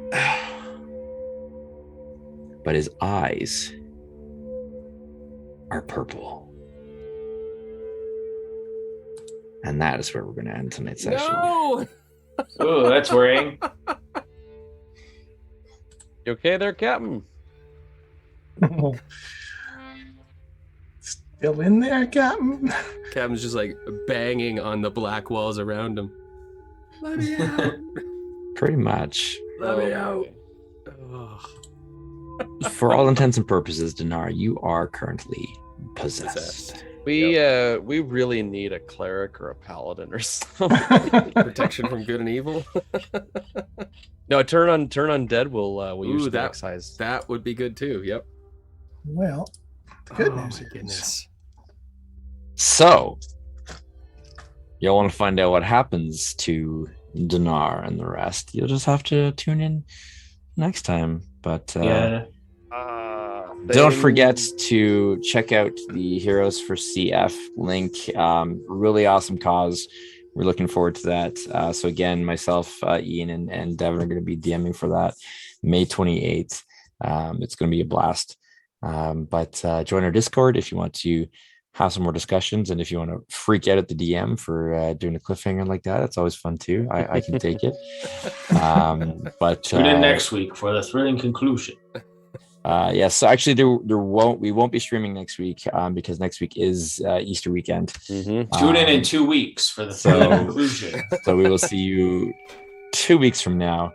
But thank you everybody for hanging out with us and watching, and stay safe, and we'll see you next time. Bye bye.